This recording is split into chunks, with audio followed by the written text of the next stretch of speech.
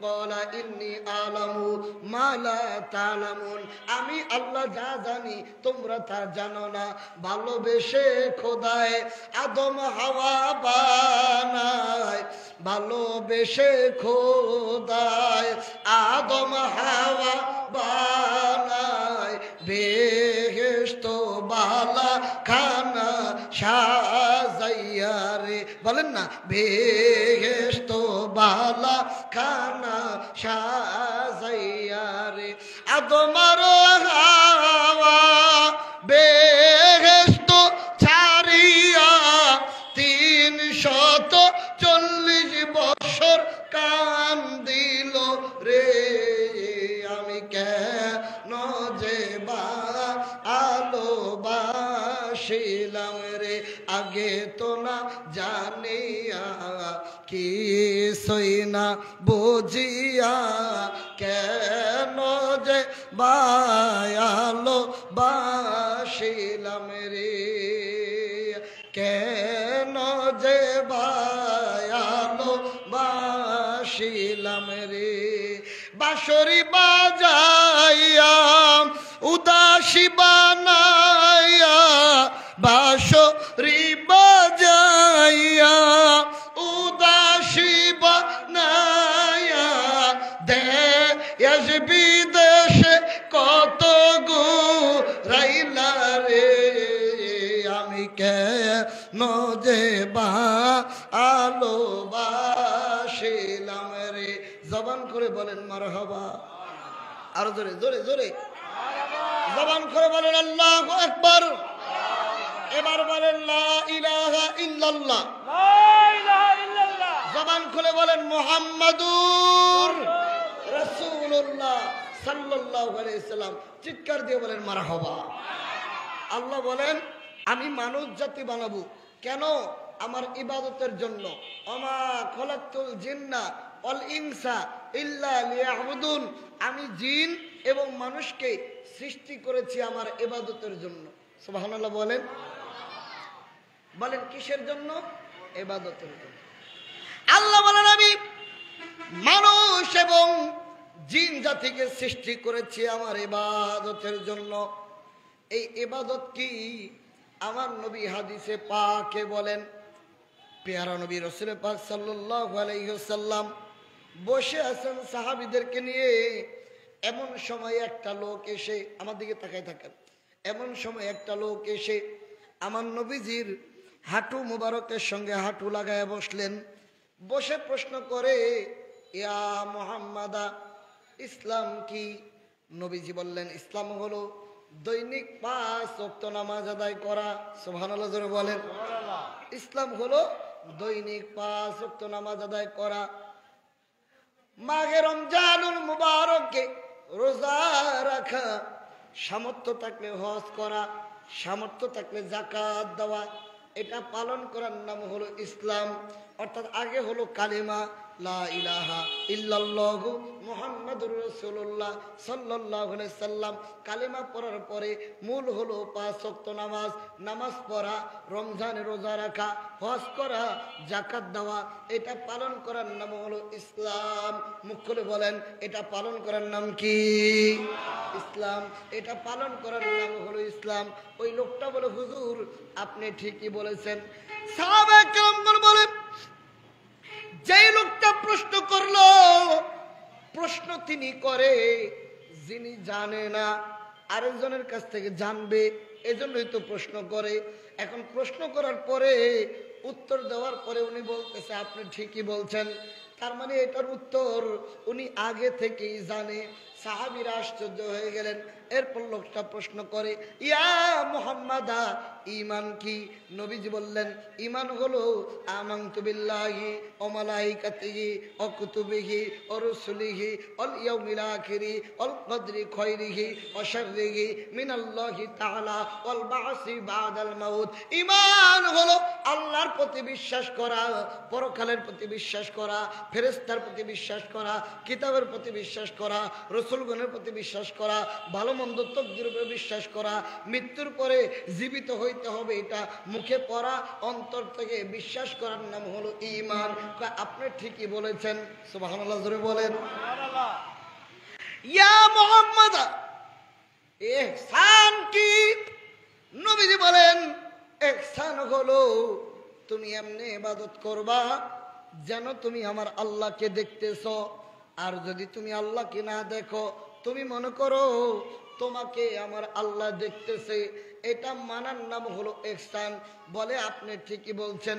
এই কথা বলার পরে এই লোকটা যখন চলে গেল, পেয়ারা নবী সাহাবায়ে কেরামগণকে বলে, ও সাহাবীরা রে, যেই লোকটা প্রশ্ন করেছে এই লোকটাকে কি তোমরা চিনো? সাহাবীরা বলে, না না ইয়া রাসূলুল্লাহ, আল্লাহ আল্লাহ রসুল ভালো জানে লোকটাকে, আমরা তো জানি না। পেয়ারা নবী বললেন, ও সাহাবীরা, এই লোকটা হলো আল্লাহর ফেরেশতা জিবরাইল আমিন। সুবহানাল্লাহ বলেন। এই লোকটা হলো আল্লাহর ফেরেশতা জিবরাইল আমিন। তিনি তোমাদেরকে ইসলাম সম্পর্কে বুঝাইতে এসেছে, ধর্ম সম্পর্কে বুঝাইতে এসেছে। তাহলে আমরা বুঝলাম আল্লাহ বলেছেন ওমা খলাকতুল জিন্না ওয়াল ইনসা ইল্লা লিয়াবুদুন। আল্লাহ মানুষ এবং জিন জাতিকে সৃষ্টি করেছেন আল্লাহর ইবাদতের জন্য। আর ইবাদত হলো আল্লাহর হুকুম পালন করা। আল্লাহ যা কিছু করতে বলেছে এটা পালন করার নাম হলো ইবাদত, যা কিছু করতে নিষেধ করেছে এটা না করার নাম হলো ইবাদত। এক কথায় আল্লাহর অনুগত্য করা, আল্লাহর দাসত্ব করা, আল্লাহর গোলামি করা, আল্লাহর ইচ্ছায় নিজেকে বিলীন করে দেওয়া, এটার নাম হলো ইবাদত। মারহাবা বলেন, আরো জোরে বলেন। তো সামনে যেই মাসটা আসতেছে, ইসলামের যেই রুকন, প্রথম হলো নামাজ। বলেন প্রথম কি? প্রথম ইসলামের 5টি স্তম্ভ, কালেমা, নামাজ, রোজা, হজ, যাকাত। তো প্রথম তো আমরা কালেমা পড়েছি। 2 নম্বর হলো নামাজ। বলেন 2 নম্বর কি? নামাজ। নামাজের পরে 3 নম্বর হলো রোজা, মাহে রমজানুল মুবারকের রোজা। আল্লাহ তাআলা বলেন, হে ঈমানদারগণ, ইয়া আইয়ুহাল্লাযীনা আমানু কুতিবা আলাইকুমুস সিয়ামু কামা কুতিবা আলাল্লাযীনা মিন ক্বাবলিকুম লাআল্লাকুম তাত্তাকুন।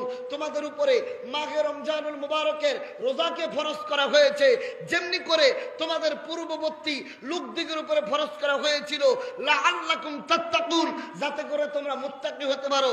খোদার ভয়, আল্লাহর ভয়, আল্লাহর ভয়, আল্লাহর ভয়, আল্লাহর ভয় তোমাদের অন্তরে পয়দা হয়, তাকওয়া অর্জন হয়। এজন্য আমি আল্লাহ তোমাদের উপরে মাহে রমজানের রোজাকে ফরজ করেছি।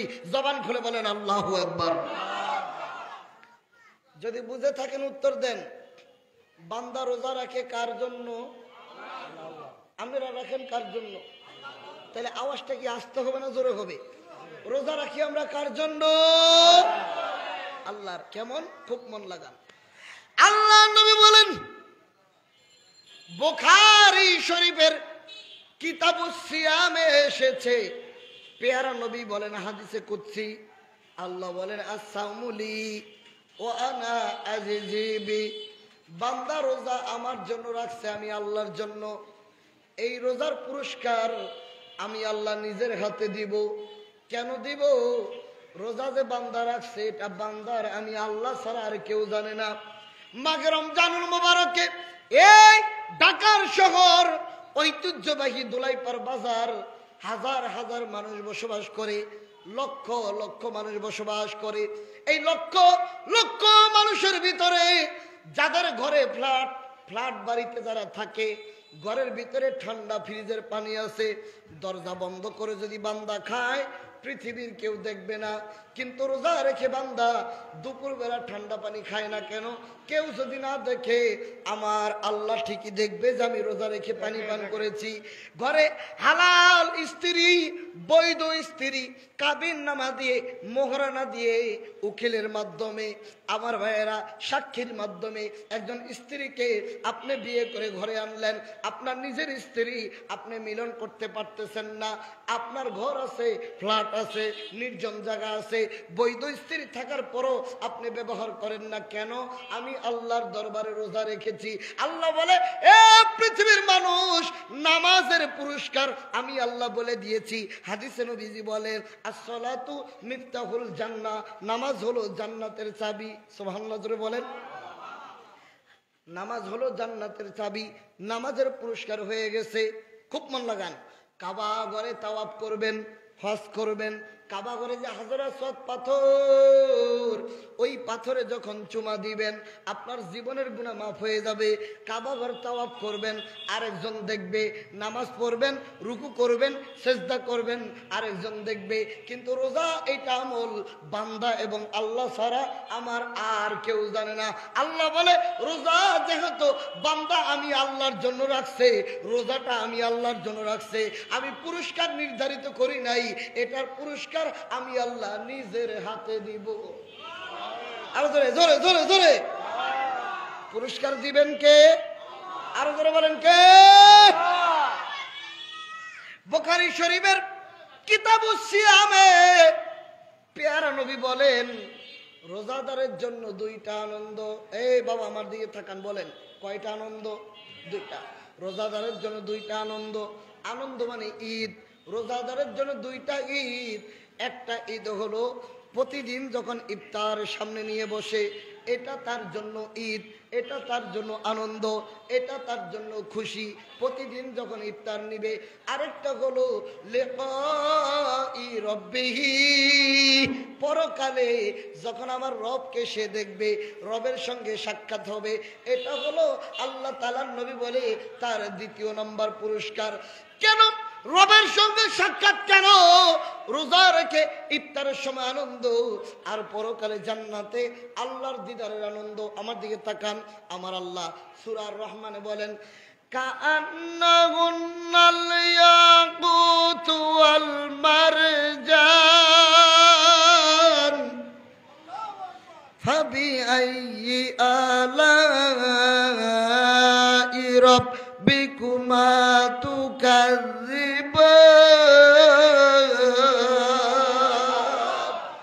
আল্লাহ বলেন, ইয়াকুত পাথরের চাইতে উজ্জ্বল রমণী, আপনার ইয়াকুত পাথরের চাইতে উজ্জ্বল রমণী, হুর স্ত্রী, এক একটা পুরুষের জন্য আমার আল্লাহ জান্নাতে 70টি হুর দিবেন, 70টি স্ত্রী দিবেন, যাদেরকে ইতিপূর্বে কোন জিন, কোন ইনসান স্পর্শ করে নাই, যাদেরকে দেখলে আরো আকর্ষণ জাগবে।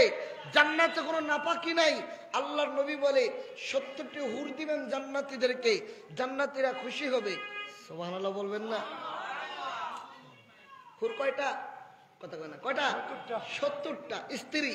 এক একটা মুমিন পুরুষের জন্য আল্লাহ 70টি করে হুর দিবেন। আল্লাহ নবী বলেন, জান্নাতীরা জান্নাতে যা খেতে চাবে শুধু মনে মনে বলবে, সাথে সাথে আসবে। জান্নাতীরা দেখবে পাখি উড়ে যায়, জান্নাতীরা বলবে যদি খেতে পারতাম, তাহলে পাখিটা বুনা হয়ে রোস্ট হয়ে আপনার গ্রিল হয়ে আপনার সামনে পড়বে, আপনি খাবেন। পেয়ারা নবী বলেন, জান্নাতীরা প্রতি সপ্তাহে একবার বাজারে যাবে। বাজারে গেলে তাদের রূপ আরো বাড়বে। বাজার থেকে যখন বাড়িতে আসবে, স্ত্রীরা বলবে, তোমাদের যৌবন তো বেড়ে গেছে, তোমরা তো সুন্দর হয়ে গেছো, আকর্ষিত হয়ে গেছো। এভাবে জান্নাতীরা সব পাবে।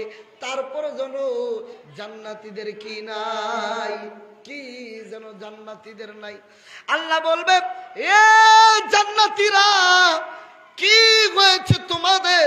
কেন তোমাদের মন খারাপ? কিসের জন্য তোমরা এরকম করো? কারণ কেউ যেটা জানে না, মনের খবর জানে কে? আল্লাহ বলেন, আল্লাহু আলিমুম বিজাতিস সুদূর, আমি আল্লাহ সিনার খবর রাখি, অন্তরের খবর রাখি। আল্লাহ বলবেন, ও বান্দারা, ও জান্নাতীরা, কি হয়েছে তোমাদের? কেন গো তোমরা মনের ভিতরে হাহাকার? বলো কি হয়েছে? জান্নাতীরা বলবে, আল্লাহ 70টা হুর পেয়েছি, জান্নাতি খাবার পেয়েছি, জান্নাতি আঙ্গুর পেয়েছি, জান্নাতি খাবার যত খাইতেছি। জান্নাতে কোনো পায়খানা নাই, জান্নাতে কোনো প্রস্রাব নাই, জান্নাতে কোনো নাপাকি নাই। পেট ভরে যখন খাবেন আস্তে করে একটা ঢেক আসবে, ঢেক দেওয়ার সাথে সাথে পেটের খাবার সব হজম হয়ে যাবে, পায়খানা হবে না। এত আনন্দে আছি, তারপরও কি জানো নাই, আল্লাহ জান্নাতি সব নাত নিয়ামত পেয়েছি, জান্নাতি হুর পেয়েছি, জান্নাতি কামরা পেয়েছি, স্বর্ণে এবং রূপা দিয়ে ইট বানিয়ে তুমি জান্নাতের দেয়াল বানিয়েছ, তাও আমরা পেয়েছি। কিন্তু আল্লাহ এখনো তো তুমি আল্লাহকে আমরা দেখি নাই গো আল্লাহ, এখনো তো আল্লাহর দিদার আমাদের হয় নাই। আল্লাহু আকবার বলেন। সব পেয়েছি, হে পরওয়ারদিগার আলম, এখনো তো আমরা আল্লাহ দেখি নাই। তুমি আল্লাহ যে সৃষ্টি করেছ, আমাকে সৃষ্টি করেছ, আমাদেরকে খাইয়েছ, দুনিয়ায় বসবাস করিয়েছ, দুনিয়ায় লালন পালন করিয়েছ। কারণ কোন আল্লাহ লালন পালন করেছে একটু মনটা লাগান মুসলমান। কোন আল্লাহ, কে আল্লাহ কিভাবে আমাকে আপনাকে লালন পালন করেছে? যেই আল্লাহ আমাকে আপনাকে বাবার ঔরস থেকে স্বামী স্ত্রী মিলামিশার পরে এক ফোঁটা বীর্য আসে, এটার বিজ্ঞানের ভাষায় ডাক্তারি ভাষায় বলে শুক্রকীট।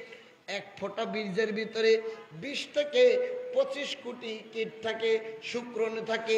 দৌড়াইতে শুরু করে, দৌড়াইতে দৌড়াইতে বাবার শুক্রাণু মায়ের ডিম্বাণু জটায়ুতে মিলে যায়। 40 দিন পর্যন্ত পেটের ভিতরে বীর্য আকারে থাকে। আল্লাহ বলেন খালাকাল ইনসানা মিন নুতফা, আমি আল্লাহ বীর্য দিয়ে মানুষ বানিয়েছি। 40 দিন মায়ের পেটে আমি আপনি বীর্য আকারে ছিলাম। সূরা আলাকে 30 পরে আল্লাহ বলেন খালাকাল ইনসানা মিন আলাক, আমি আল্লাহ রক্তের টুকরা দিয়ে মানুষ বানিয়েছি। 80 দিনের মাথায় রক্তের টুকরা হয়, 120 দিন আরো 40 দিন পরে একটা গোস্তের টুকরা হয়। আল্লাহ ফেরেশতারা পেটের ভিতরে গিয়ে বলে আল্লাহ গো, লোকটা কি জান্নাতি হবে না জাহান্নামী হবে? কয়দিন বাঁচবে, কবে মরবে, ভালো কাজ করবে না খারাপ কাজ করবে, কিভাবে মরবে, কিভাবে জীবিকা নির্বাহ করবে? তকদির আমার আল্লাহ লিপিবদ্ধ করে মায়ের পেটের ভিতরে থাকা অবস্থায়, সুবহানাল্লাহ জোরে বলেন, মায়ের পেটের ভিতরে থাকা অবস্থায় আমার আল্লাহ আমাকে জীবিকা নির্বাহ করেন। এ মুসলমান, যখন আপনি কোনো প্রাণী ছিলেন না, কোনো আকার আপনার ছিল না, তখন আমার আল্লাহ গোশতের টুকরা বানাইয়া আস্তে আস্তে হাত দিলেন, মুখ দিলেন, চোখ দিলেন, চুল দিলেন। যখন পেটের ভিতরে ক্ষুধা লাগছে, মা খায়, মায়ের পেটের ভিতর থেকে নারের কালেকশন দিয়া আমার আপনার নাভি দিয়ে আল্লাহ তাআলা, কারণ তখন দাঁত ছিল না, খাবেন কিভাবে বুঝেন না, আমার আল্লাহ এই নাভি দিয়ে আমাকে আপনাকে পান করিয়েছে, খাইয়েছে। সুবহানাল্লাহ বলবেন না?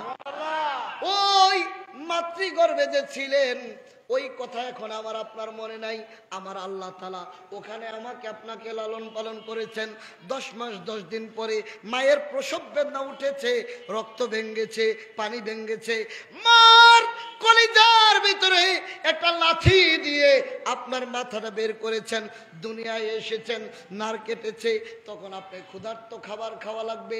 আমার আল্লাহ বলে বান্দা, তোমাকে আমি আল্লাহ দুনিয়ায় পাঠানোর আগে খাবারের ব্যবস্থা করেছি। মায়ের পেটে ছিলা, নাভি দিয়ে আমি নার দিয়ে খাইয়েছি, মার পেট থেকে বের হয়েছ, নার কাটা হয়ে গেছে, এখন তো খাওয়া লাগবে।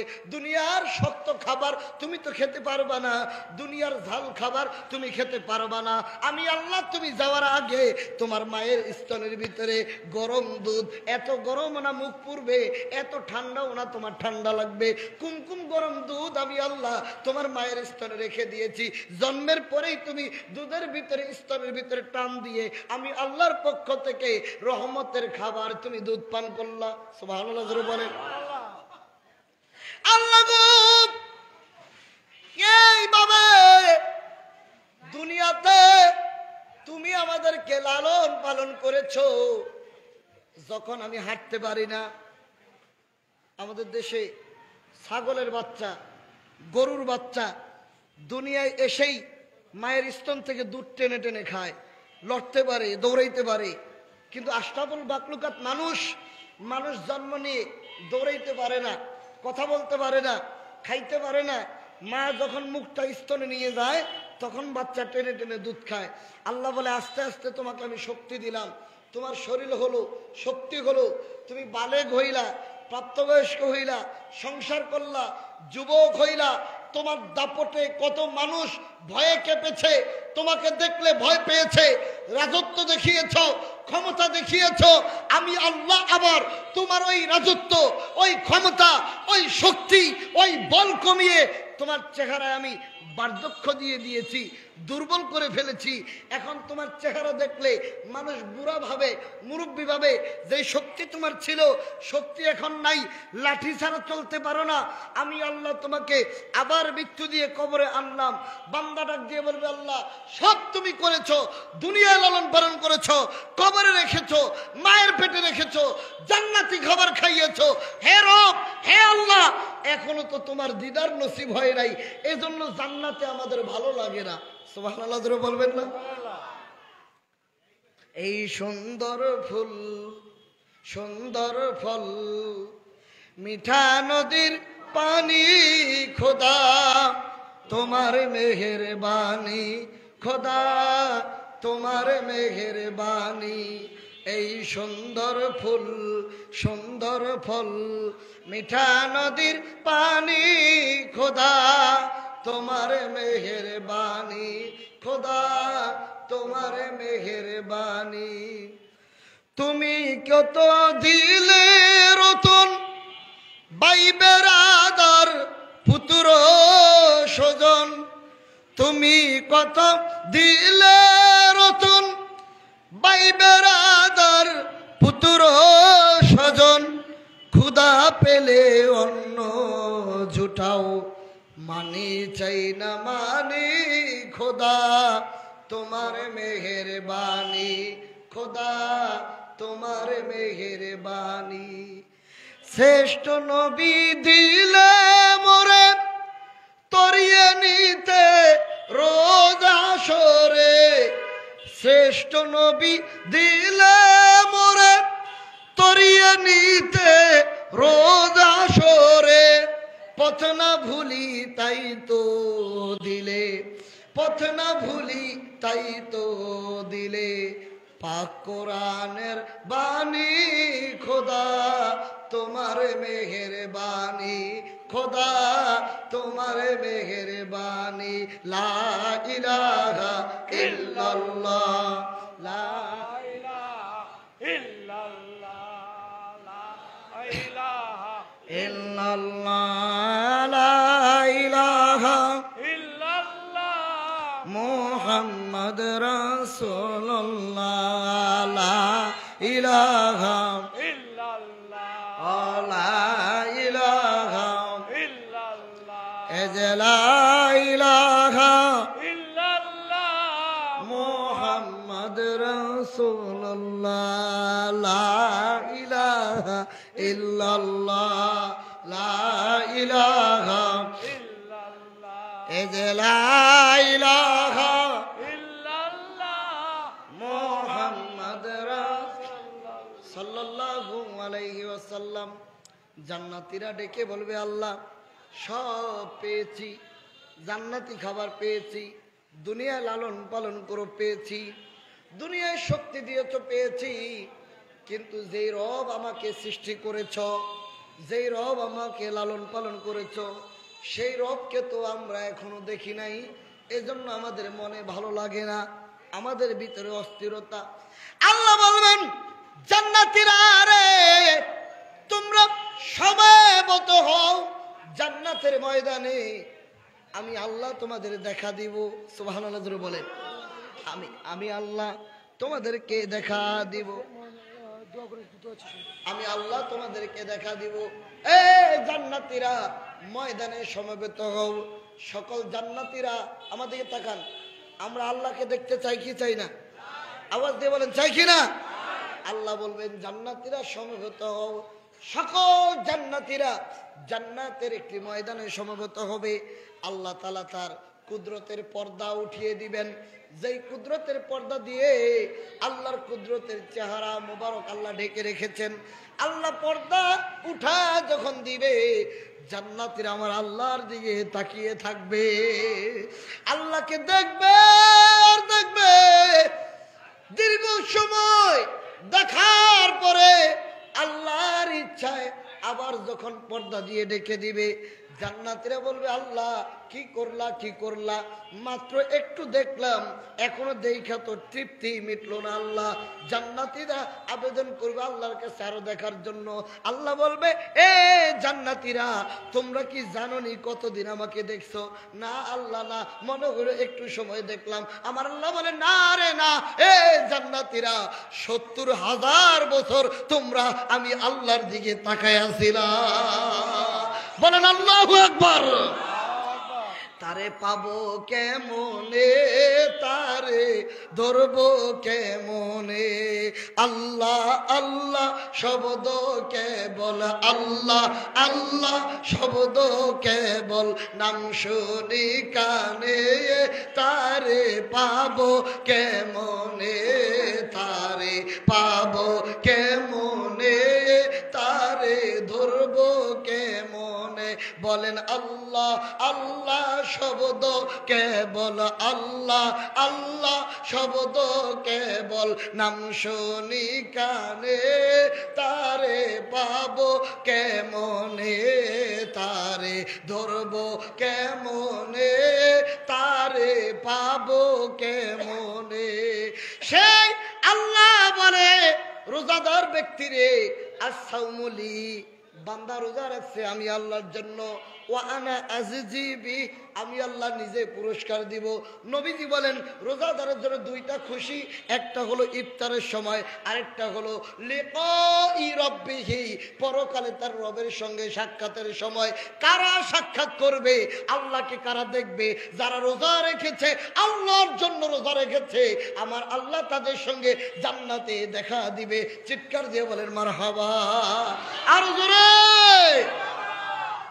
এখন তো আমরা রোজা রাখি 12-13 ঘন্টা, 10 ঘন্টা, সর্বোচ্চ 15 ঘন্টা, এর উপরে রোজা নাই। কিন্তু ইসলামের প্রাথমিক যুগে রোজা ছিল রাতে এবং দিনে।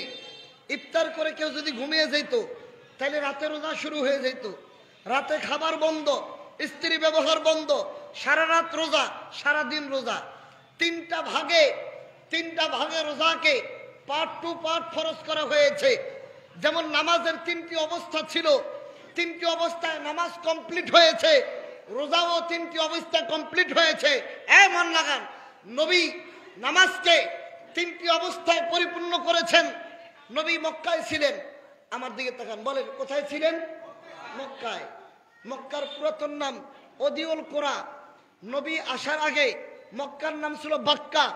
নবী আসার পরে নবীর নাম মোহাম্মদ, মিম হা মিম দাল, মোহাম্মদ। নবীর মোহাম্মদের প্রথম অক্ষর দিয়ে বাক্কার নাম হলো মক্কা শহর। সুবহানাল্লাহ বলেন। নবী মক্কায় ছিলেন।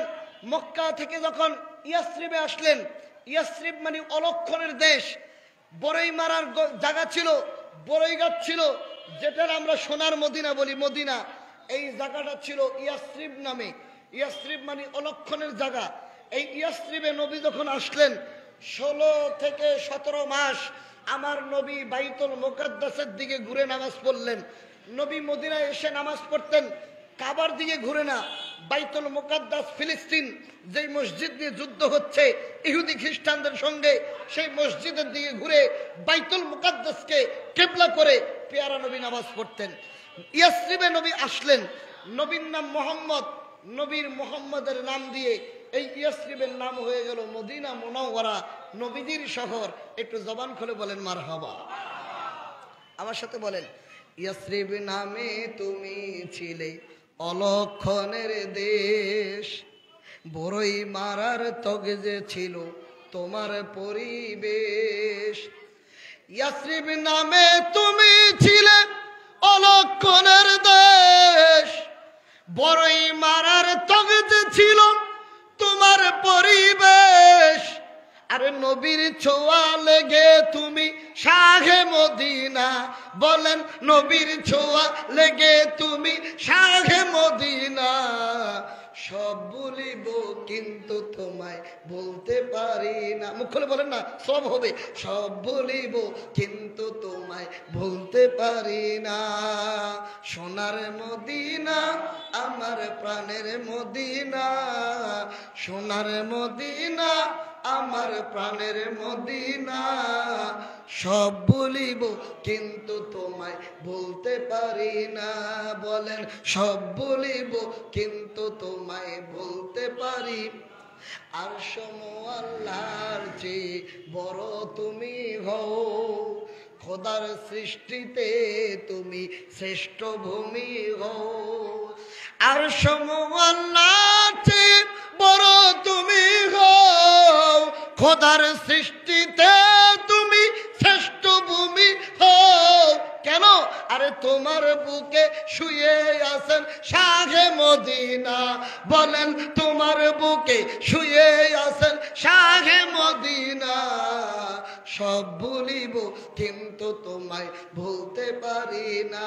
বলেন সব ভুলিব কিন্তু তোমায় ভুলতে পারি না। ইয়াসরিব নামে তুমি ছিলে অলক্ষণের দেশ, বড়ই মারার তগ যে ছিল তোমার পরিবেশ। ইয়াসরিব নামে তুমি ছিলে অলক্ষণের দেশ, বড়ই মারার তগ যে ছিল তোমার পরিবেশ। নবীর ছোঁয়া লেগে তুমি শাহে মদিনা। বলেন নবীর ছোঁয়া লেগে তুমি শাহে মদিনা। সব ভুলিব কিন্তু তোমায় ভুলতে পারি না। সব ভুলিব কিন্তু তোমায় ভুলতে পারি না। তোমার বুকে আমার নবীর কদম লেগেছে, খাকে শেফার অধিকারী তোমায় করেছে। তোমার বুকে আমার নবী কদম রেখেছে, খাকে শেফার অধিকারী তোমায় করেছে। তোমার বুকে প্রবাহিত নূরেরই ঝরনা। বলেন তোমার বুকে প্রবাহিত নূরেরই ঝরনা। সব ভুলিব কিন্তু তোমায় ভুলতে পারি না। বলেন সব ভুলিব কিন্তু তোমায় ভুলতে পারি না। সোনার মদিনা আমার প্রাণের মদিনা। সব ভুলিব কিন্তু তোমায় ভুলতে পারি না। বলেন সব ভুলিব কিন্তু তোমায় ভুলতে পারি না। একটু মহব্বতে দরুদ শরীফ পড়েন। আল্লাহুম্মা সাল্লি আলা। আসেন আসেন আসেন, এখানে বসে ভালো দেখেন, এখানে আসেন। সাইয়্যিদিনা মাওলানা মুহাম্মদ। আল্লাহুম্মা সাল্লি আলা। জোরে জোরে জবান খুলে পড়েন, জোরে জবান খুলেন। মুহাম্মদ ওয়া আলা আলি সাইয়্যিদিনা মাওলানা। নবীজি মক্কা থেকে ইয়াসরিব মানে মদিনায় গেলেন। এখন বাইতুল মুকাদ্দাসের দিকে ঘুরে নামাজ পড়ে। নবী আসর নামাজ পড়ে, খুব মন লাগান আসর নামাজ পড়ে, আর মনে মনে কয় আমি যে বাইতুল মুকাদ্দাসের দিকে ঘুরে নামাজ পড়ি, আহারে কেবলাটা যদি বাইতুল মুকাদ্দাস না হইয়া আমার দেশের কাবাঘর হইতো, কেবলা হইতো। এই মনে মনে নবী ধারণা করলেন। আল্লাহ ডাক দিয়ে কয়, হাবিব জিব্রাইল আমার বন্ধুকে যায় বল তার আকাশের দিকে তাকানোটা আমি আল্লাহর ভালো লেগেছে। ফাওয়াল্লি ওয়াজহাকা শাতরুল মসজিদিল হারাম। আমার নবীকে বলো এখন থেকে তার মুখকে মসজিদুল হারাম কাবা ঘরের দিকে ঘুরিয়ে দিতে, মক্কা শহরের দিকে কাবা ঘরের দিকে ঘুরিয়ে নামাজ পড়তে। এ মুসলমান, এই তো পাশে মসজিদ, দোলাইপাড় জামে মসজিদ, বাজার মসজিদ, অনেক বড় মসজিদ। পুরাতন মসজিদ, শত শত হাজার হাজার মানুষ এই মসজিদে নামাজ পড়ে, শত শত ইমাম এই মসজিদে এক সময় দায়িত্ব পালন করেছে। মসজিদের ইমাম যদি নামাজরত অবস্থায় পশ্চিম দিক থেকে হঠাৎ করে পূর্ব দিকে ঘুরে যায়, সব মুসলমান বলবে, হুজুর থামেন, আপনি কি পাগল হয়েছেন নাকি? কথা কয় না, বলবেন না? হুজুর আপনি কি পাগল হয়েছেন নি? আপনি হঠাৎ করে পশ্চিম দিক থেকে পূর্ব দিকে ঘুরলেন কেন? আমার নবী নামাজ পড়ায়, নামাজের ইমামতি করে বাইতুল মুকাদ্দাসের দিকে ঘুরে। আল্লাহ হুকুম দিলেন, নবী সাথে সাথে মুখ ঘুরিয়ে ফেললেন মক্কার দিকে। কোন সাহাবীর প্রশ্ন নাই, নবী যেই দিকে সকল মুসল্লিরা ঘুরে ওই দিকে নামাজে দাঁড়ায় গেলেন। যেরকম সুবহানাল্লাহ, বলেন আল্লাহু আকবার। নবীর পছন্দকে আল্লাহ কবুল করেছেন। মসজিদুল হারামকে আল্লাহ কাবা ঘরকে আমাদের কেবলা বানিয়ে দিয়েছেন। এজন্য কেবলাকে আল্লাহ এমন সম্মান দিয়েছেন, কেবলার দিকে ঘুরে, অর্থাৎ আমাদের বাংলাদেশ থেকে কেবলা পশ্চিম দিকে, কেবলার দিকে ঘুরে পায়খানা করা, পেশাব করা কবিরা গুনাহ, মানে বড় গুনাহ। এজন্য বাংলাদেশের টয়লেটগুলি কি উত্তর আর দক্ষিণ? কথা বল না, বাংলাদেশের টয়লেট কোথায়? উত্তর আর দক্ষিণ দিকে, পশ্চিম দিকেও না পূর্ব দিকেও না।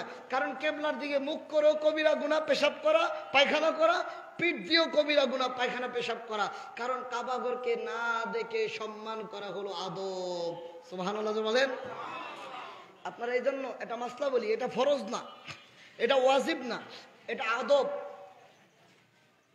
যেই জায়নামাজের ভিতরে কাবাঘরের ছবি আছে, মসজিদে নববীর ছবি আছে, এগুলি জায়নামাজে নামাজ পড়বেন না, এগুলি বেয়াদবি। কারণ এই জায়নামাজ মুসলমান বানায় নাই। আমার আল্লাহ সূরা হজে বলেন, শাআইরাল্লাহ, তোমরা আল্লাহর নিদর্শনকে সম্মান করো। এই আয়াতের ব্যাখ্যা করতে যায় শাহ ওলিউল্লাহ মুহাদ্দিস দেহলভী রহমাতুল্লাহ আলাইহি হুজ্জাতুল্লাহিল বালিগা কিতাবে বলেছেন, আল্লাহর নিদর্শন, আল্লাহর নিশানা হলো চারটি: কাবা শরীফ, কোরআন শরীফ, নবী মুহাম্মদ রাসূলুল্লাহ সাল্লাল্লাহু আলাইহি ওয়াসাল্লাম এবং নামাজ। আল্লাহর নিদর্শন হলো কাবা। আল্লাহর নিদর্শনকে সম্মান করতে হবে। এজন্য কেবলার দিকে ঘুরে পায়খানা করা হয় না, পেশাবও করা হয় না। আমার দিকে তাকিয়ে থাকেন, আমি আনসারী, আপনাদের ভাই। আপনারা বহু বছর যাবৎ অনেকে আমার সাথে সম্পর্ক চিনেন। বহু বছর আমি এখানে আসি। আমার একটা ছবি যদি আমার মানিব্যাগ থেকে আপনার পায়ের কাছে পড়ে যায়, আপনি তাড়াতাড়ি ছবিটা উঠে বলেন, আরে এটা আনসারী ভাইয়ের ছবি, এটা পায়ের কাছে থাকাটা ঠিক না, উঠে এনেন। কেন? আনসারী ভাইয়ের ছবি পায়ের সামনে থাকবে, আপনার খারাপ লাগে। মাওলানা ভাই, আল্লাহ বলে একটা মাওলানার চাইতে কোটি কোটি গুণ বেশি সম্মান আল্লাহর কাবাঘর বাইতুল্লাহ। সেই কাবাঘরের ছবিকে জায়নামাজে লাগিয়ে দিয়েছে ইহুদি খ্রিস্টানেরা, যাতে মুসলমানের পায়ের নিচে কাবাঘর থাকে। মুসলমানের পায়ের নিচে যখন আপনি নামাজে সেজদা দিতে যাবেন, আপনার দুই হাঁটু গিয়ে কাবাঘরের ছবির উপরে পড়ে। অনেক সময় পা দিয়ে মানুষ পাড়ায়া কাবাঘরের উপরে দাঁড়ায়া তেনারা নামাজ আদায় করে। এটা বেয়াদবি। এজন্য কাবাঘর ওলা জায়নামাজে নামাজ পড়া আদব না। যেই জায়নামাজে কাবাঘর নাই, যেই জায়নামাজে মদিনা শরীফের ছবি নাই, সাধারণ সাদা জায়নামাজ, ছবি ছাড়া, ছবি মুক্ত, ওই জায়নামাজে নামাজ পড়বেন। আলহামদুলিল্লাহ বলেন। এটা ইহুদিরা, খ্রিস্টানরা মুসলমানকে এরকম করে দিয়েছে। আরেকটা প্ল্যান তাদের আছে। আল্লাহর নবী যাচ্ছেন, বুখারী হাদিস, নবীজি যাচ্ছেন, হঠাৎ করে দেখে দুইটা কবর। নবীজি বললেন, এই দুই কবরে আযাব হচ্ছে। সাহাবীরা, তোমরা কি জানো কেন আযাব হচ্ছে? সাহাবীরা বলে, আল্লাহ রাসূলু আলামু, আল্লাহ রাসূল ভালো জানে, আমরা জানি না। নবী আমার বলেন, এ সাহাবীরা, এই দুই কবরবাসী বড় কোনো পাপের কারণে আযাব হচ্ছে না। এই যে কবরবাসী, এই কবরবাসী পেশাবের ছিটা থেকে ঠিক মতো পবিত্র হইতো না, প্রস্রাব করে ঠিক মতো পবিত্রতা অর্জন করতো না, যার কারণে তার কবরের ভিতরে আযাব হচ্ছে। আর এই যে কবরবাসী, তিনি চুগলখড়ি করে বেড়াইতো, অর্থাৎ একজনের কথা আরেকজনের কানে লাগিয়ে দিত। এই চুগলখড়ি করার কারণে তার কবর আযাব হচ্ছে। আল্লাহর পেয়ারা নবী একটি ডাল নিলেন, খেজুর গাছের ডাল, খেজুর গাছের ডালকে ভেঙে কবরের সামনে গেড়ে দিয়ে সাহাবীদেরকে বললেন, এই কবরের ভিতরে এই যে গাছ দেখো, খেজুর গাছের ডালা দেখো। আল্লাহ কোরআনে সূরা সফে বলেন, সাব্বাহা লিল্লাহি মা ফিস সামাওয়াতি ওয়াল আরদ, আসমান এবং জমিনে যা কিছু আছে সব আমার আল্লাহর প্রশংসা করে, আল্লাহর জিকির করে, আল্লাহর গুণ কীর্তন করে। এই গাছ আল্লাহর জিকির করে, এই গাছের ডালা আল্লাহর জিকির করে। এই জিকিরের কারণে আশা রাখা যায় বান্দাদের কবর আযাব আমার আল্লাহ হালকা করে দিবে। সুবহানাল্লাহ জোরে বলেন।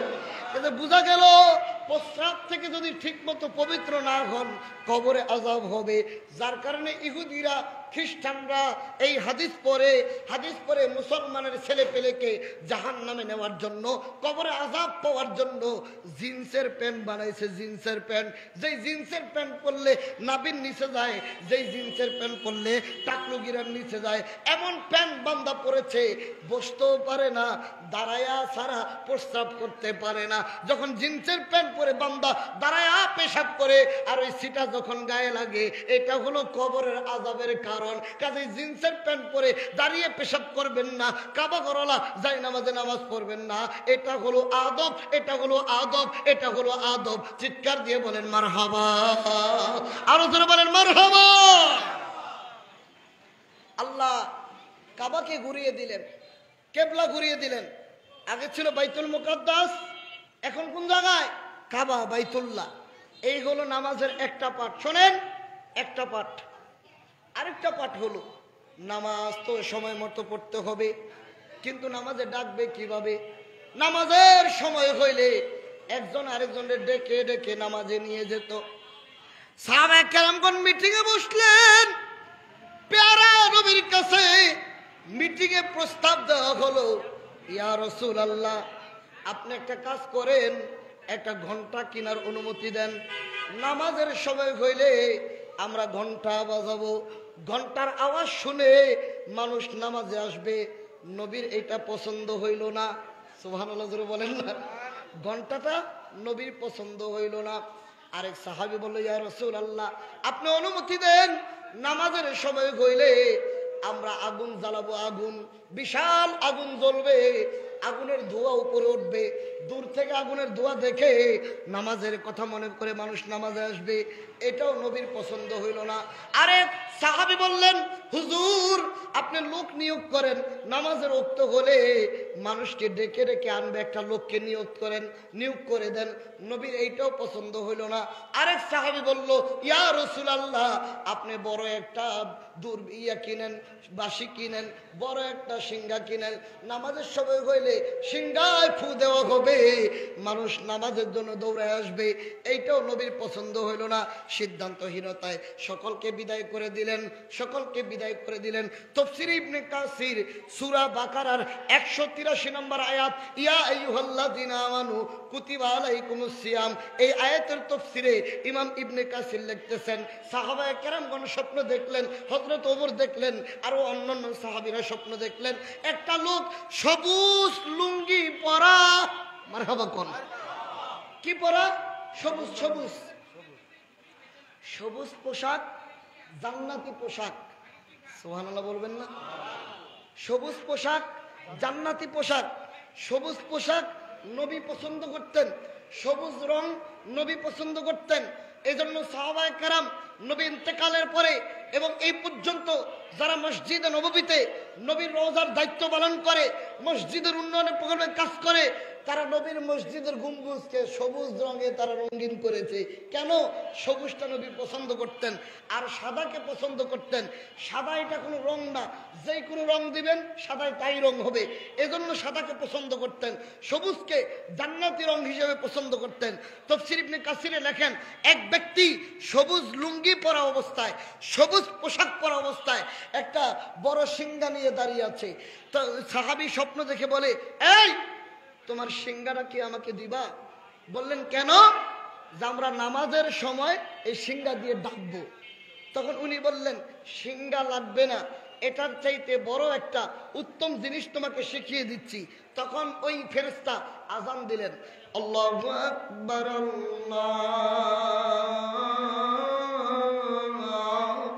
আকবার, আজান দিলেন। কিছুক্ষণ বিরতি নিয়ে আবার আজান দিলেন, কদ কামাতিস সালাহ, এটা একটু বাড়ায় বললেন। সাহাবীর ঘুম ভেঙে গেল, অন্যান্য সাহাবীদের ঘুম ভেঙে গেল। মসজিদে নববীতে প্যারা নবী প্রতিদিন ফজর নামাজের পরে সাহাবায়ে কেরাম কে কি স্বপ্ন দেখেছে এই স্বপ্নের ব্যাখ্যা নবীজি দিতেন। তো নবীজি বললেন, তোমরা কি কেউ স্বপ্ন দেখেছো? ওই সাহাবী বলে, হুজুর আমি আজকে এই স্বপ্ন দেখলাম, আমিরুল মুমিনিন হযরত ওমর, ইসলামের দ্বিতীয় খলিফা, নবীর জামানায় তিনি সাহাবী। ওমর বলে, হুজুর আমিও তো আজকে এই স্বপ্ন দেখেছি। আরেকজন বলে, হুজুর আমিও তো আজকে এই স্বপ্ন দেখেছি। নবী বলে, তাহলে আর বুঝতে বাকি নাই, মুমিনের স্বপ্ন নবুয়তের 46 ভাগের 1 ভাগ আল্লাহর পক্ষ থেকে এইটা দেখানো হয়েছে। আমার বেলাল কই, আমার বেলাল কই, আমার বেলালকে ডাক দাও, আমার বেলালকে আজানের বাক্যগুলি শিখিয়ে দাও। আজকে থেকে নামাজের জন্য আজানের মাধ্যমে ডাক দেওয়া হবে। জবান খুলে বলেন আল্লাহু আকবার, বলেন আল্লাহু আকবার। এই হলো নামাজের দুইটা অবস্থা, একটা হলো কিবলা পরিবর্তন, আরেকটা হলো নামাজের আহ্বান। 3 নম্বর হলো নামাজের জামাত। জামাত যদি শুরু হয়ে যেত, তাফসীর ইবনে কাসির, নামাজের জামাত যদি শুরু হয়ে যেত, তাহলে সাহাবায়ে কেরামগণ মসজিদে গিয়ে, এই দেখেন আমাদের দিকে তাকান, একজন কেমনে ধরতো, ভাই কয় রাকাত নামাজ গেছে, তো যিনি নামাজে দাঁড়ানো উনি ইশারায় বলতেন 3 রাকাত বা 2 রাকাত বা 1 রাকাত। যিনি জামাতের মুসল্লি, উনি যিনি নতুন আসছে তাকে ইশারায় বলতেন 3 রাকাত বা 2 রাকাত বা 1 রাকাত। তখন এই নামাজের নতুন মুসল্লি এই 3 রাকাত আগে পড়তেন, পরে তারপরে নামাজে শরীক হইতেন। কিন্তু এই হাদিস যিনি বলতেছেন তিনি হলো হযরতে মুআজ ইবনে জাবাল রাদিয়াল্লাহু আনহু। হযরতে মুআজ বলেন, নবীজি নামাজের ইমামতি করতেছেন, হঠাৎ করে মুআজ নামাজে গেলেন, যায় দেখে যে কয়েক রাকাত ছুটে গেছে। মুআজ বললেন, আমি জিজ্ঞাসা করব না, পড়বো না। মুআজ আগেই নামাজে শরীক হয়ে গেলেন, আল্লাহু আকবার বলে জামাতে শরীক হয়ে গেলেন। আল্লাহ নবী সালাম যখন ফিরালেন, আসসালামু আলাইকুম ওয়া রাহমাতুল্লাহ, আসসালামু আলাইকুম ওয়া রাহমাতুল্লাহ বলে সালাম যখন নবী ফিরালেন, হযরতে মুআজ দাঁড়িয়ে গিয়ে বাকি নামাজগুলি আদায় করে দিলেন। নবী আমার ডাক দিয়ে বললেন, এ সাহাবীরা, আমার মুআজ তোমাদের জন্য একটি নতুন পদ্ধতি আবিষ্কার করেছে, এটাই ভালো পদ্ধতি। এখন থেকে তোমরা নামাজে এসে আগে কয় রাকাত গেছে এইটা পড়বা না, আগে আইসা জামাতে শরীক হয়ে যাইবা, সালাম ফিরানোর পরে বাকি যা থাকবে ওইটা তোমরা নামাজ আদায় করে নিবা। চিৎকার দিয়ে বলেন মারহাবা, আল্লাহুম্মা সাল্লি আলা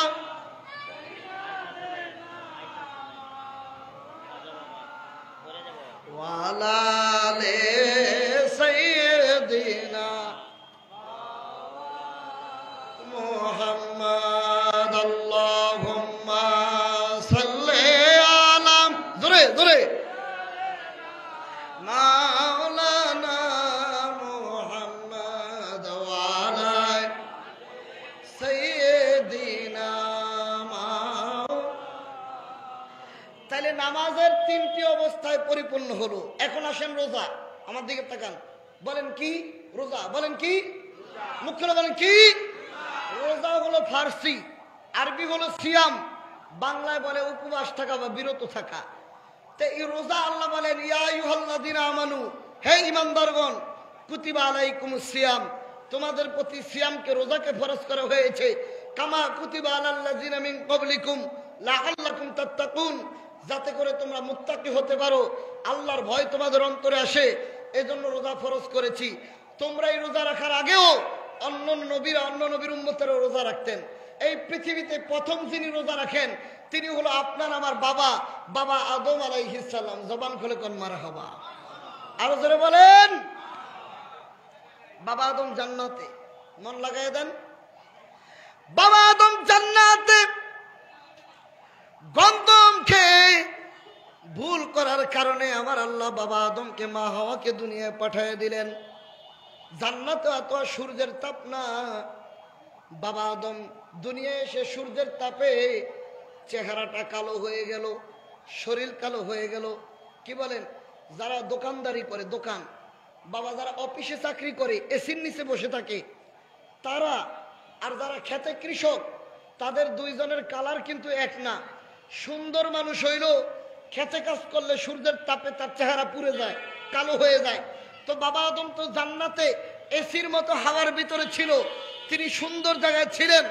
দুনিয়া আসার কারণে বাবা আদমের চেহারা কালো হয়ে গেল, পুড়ে গেল, শরীর পুড়ে গেল। আল্লাহ ডাক দিয়ে বলেন, জিব্রাইল রে, যা আমার আমার আদমকে যায় বলো, আদমকে তার চেহারাকে সুন্দর করতে চায়। বলেন, সুন্দর হইতে কে না চায়? সবাই চায় আনসারের মতো কালা না হইয়া একটু সুন্দর হোক, কথা বল না? সবাই তো চায়। এই জন্য দেখেন না, পুরুষেরা, এই যে যুবকেরা ফেয়ার হ্যান্ডসাম মাখে, ফেয়ার হ্যান্ডসাম, কথা কয় না মিয়া, ফেয়ার হ্যান্ডসাম, ফেয়ার হ্যান্ডসাম।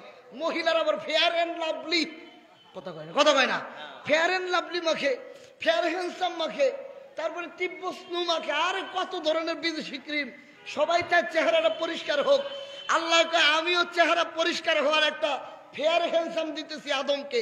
এ আদম, তুমি কি তোমার চেহারা সুন্দর করতে চাও? আদম কয়, কে না চায়? জিবরিল আমিন বলে, ও আদম, যদি আপনার ত্বককে, চেহারাকে সুন্দর করতে চান, তাহলে আল্লাহর হুকুম হলো আপনি প্রতি আরবি মাসের 13, 14, 15, এটারে বলা হয় আইয়ামে বীজের রোজা, আপনি এই 3 দিন রোজা রাখেন। আল্লাহ নবী বাবা আদম আলাইহিস সালাম আরবি মাসের 13 তারিখ একটা রোজা রাখলেন। বাবা আদমের চেহারা একটু সুন্দর হলো। 14 তারিখ আরেকটা রোজা রাখলেন, বাবা আদমের চেহারা আরো সুন্দর হলো। 15 তারিখ একটা রোজা রাখলেন, বাবা আদমের চেহারা মাথার চান্দি হইতে পায়ের তলা পর্যন্ত উজ্জ্বল নুরানি হয়ে গেল। এই আইয়ামে বীজের রোজা আমার নবীর উম্মতেরাও প্রথম যুগে রাখতেন, তখন মাঘে রমজানের রোজা ফরজ হয় নাই। নবী 3টা রোজা রাখতেন, সাহাবীরাও রাখতেন।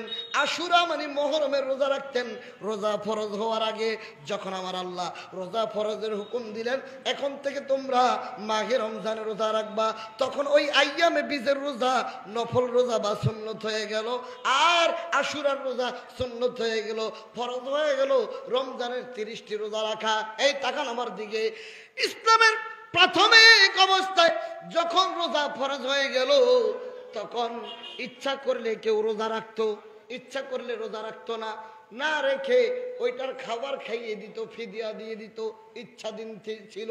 কিন্তু আমার আল্লাহ তাআলা রহমতের নবীকে আল্লাহ বললেন, না না, এখন থেকে এটা হবে না। 2 নম্বর অপশন হলো, যারা সুস্থ, যারা মুসাফির না, যারা মুকিম অবস্থায় আছে এবং মৃত্যু শয্যায় হয়ে যাবে না, মরবে না, এমন অবস্থায় তাদের জন্য রোজা রাখতে হবে। এটা হলো ইসলামের রোজার 2য় অবস্থা। এখন আসেন রোজার 3য় অবস্থা। রোজার 3য় অবস্থা হলো, নিয়ম ছিল মানুষ ইফতার করে যদি ঘুমিয়ে যাইতো তাহলে রোজা শুরু হয়ে যেত। সুবহানাল্লাহ বলে, আরো ধরে, আরো ধরে, ধরে। বুখারীর হাদিস বলছি, বুখারী যেই কিতাবের মর্যাদা এই সৃষ্টিকুলে আল্লাহর কোরআনের পরে সবচাইতে দামি যেই কিতাব, সবচাইতে সহিহ যেই হাদিস, হাদিসের কিতাব, তার নাম হলো সহিহুল বুখারী। ইমাম আবু আব্দুল্লাহ ইসমাইল বুখারী, বুখারী শরীফের কিতাবুস সিয়ামের ভিতরে এই হাদিসখানা লিপিবদ্ধ করেছেন। নবীজির এক সাহাবী, তিনি রোজা রেখেছেন, রোজা রেখে স্ত্রীর কাছে এসে বলে, বিবি আমাকে একটু ইফতারের ব্যবস্থা করো। তো তখন তো ইফতারের ব্যবস্থা ছিল খেজুর দিয়ে, খুরমা খেজুর। যদি খুরমা না পাও তাইলে পানি, পানি যদি না পাও সামর্থ্য থাকে দুধ। হাদিস হলো, নবীজি বলে, এই শোনেন, কোনো ব্যক্তি যদি মাঘে রমজানুল মুবারকের রোজায় কোনো ভাইকে ইফতার করায়, তাহলে আমার আল্লাহ ওই ব্যক্তিকে একটি পূর্ণ রোজার সওয়াব দান করবেন। ওই ব্যক্তির রোজার কোনো কমতি হবে না। আপনার রোজা রেখেছেন, কবুল হয়েছে কিনা কোনো গ্যারান্টি নাই, কিন্তু আপনি যে একজনকে ইফতার করাইলেন, এই ইফতার করানোর কারণে আমার আল্লাহ আপনাকে একটি কবুলিয়তের রোজার সওয়াব দান করবেন। এবং নবীজি বলেন কেউ যদি ইফতার করায় তাহলে তার জীবনের গুনাহ আল্লাহ মাফ করে দিবেন এবং জাহান্নামের আগুন থেকে আমার আল্লাহ ওই ব্যক্তিকে নাজাত দিয়ে দিবেন। সুবহানাল্লাহ। আপনারা বাড়িতে যায় কইেন জোরে কোন, জোরে জোরে জোরে। এই দুই হাত তুলে বলেন আল্লাহু আকবার। এই হাত উঠান উঠান উঠান, উঠে বলেন আল্লাহু আকবার। বলেন ইয়া রাসূলুল্লাহ। এবার জবান খুলে বলেন মারহাবা। আর জোরে বলেন মারহাবা। যদি কেউ কাউকে ইফতার করায়, যদি কেউ কাউকে ইফতার করায়, আমার আল্লাহ তাকে একটি রোজার সওয়াব দিবেন, তার গুনাহ মাফ করবেন, তাকে জাহান্নাম থেকে নাজাত দিয়ে দিবেন। তখন এক সাহাবী বললেন হুজুর আমার তো পেট ভরে ইফতার করার সামর্থ্য নাই। নবীজি বললেন কেউ যদি কাউকে একটি খেজুর দিয়ে ইফতার করায়, কেউ যদি কাউকে এক গ্লাস দুধ দিয়ে ইফতার করায়, কেউ যদি কাউকে এক গ্লাস পানি দিয়ে ইফতার করায়, তারপরও আমার আল্লাহ তাকে এই মর্যাদা দান করবেন।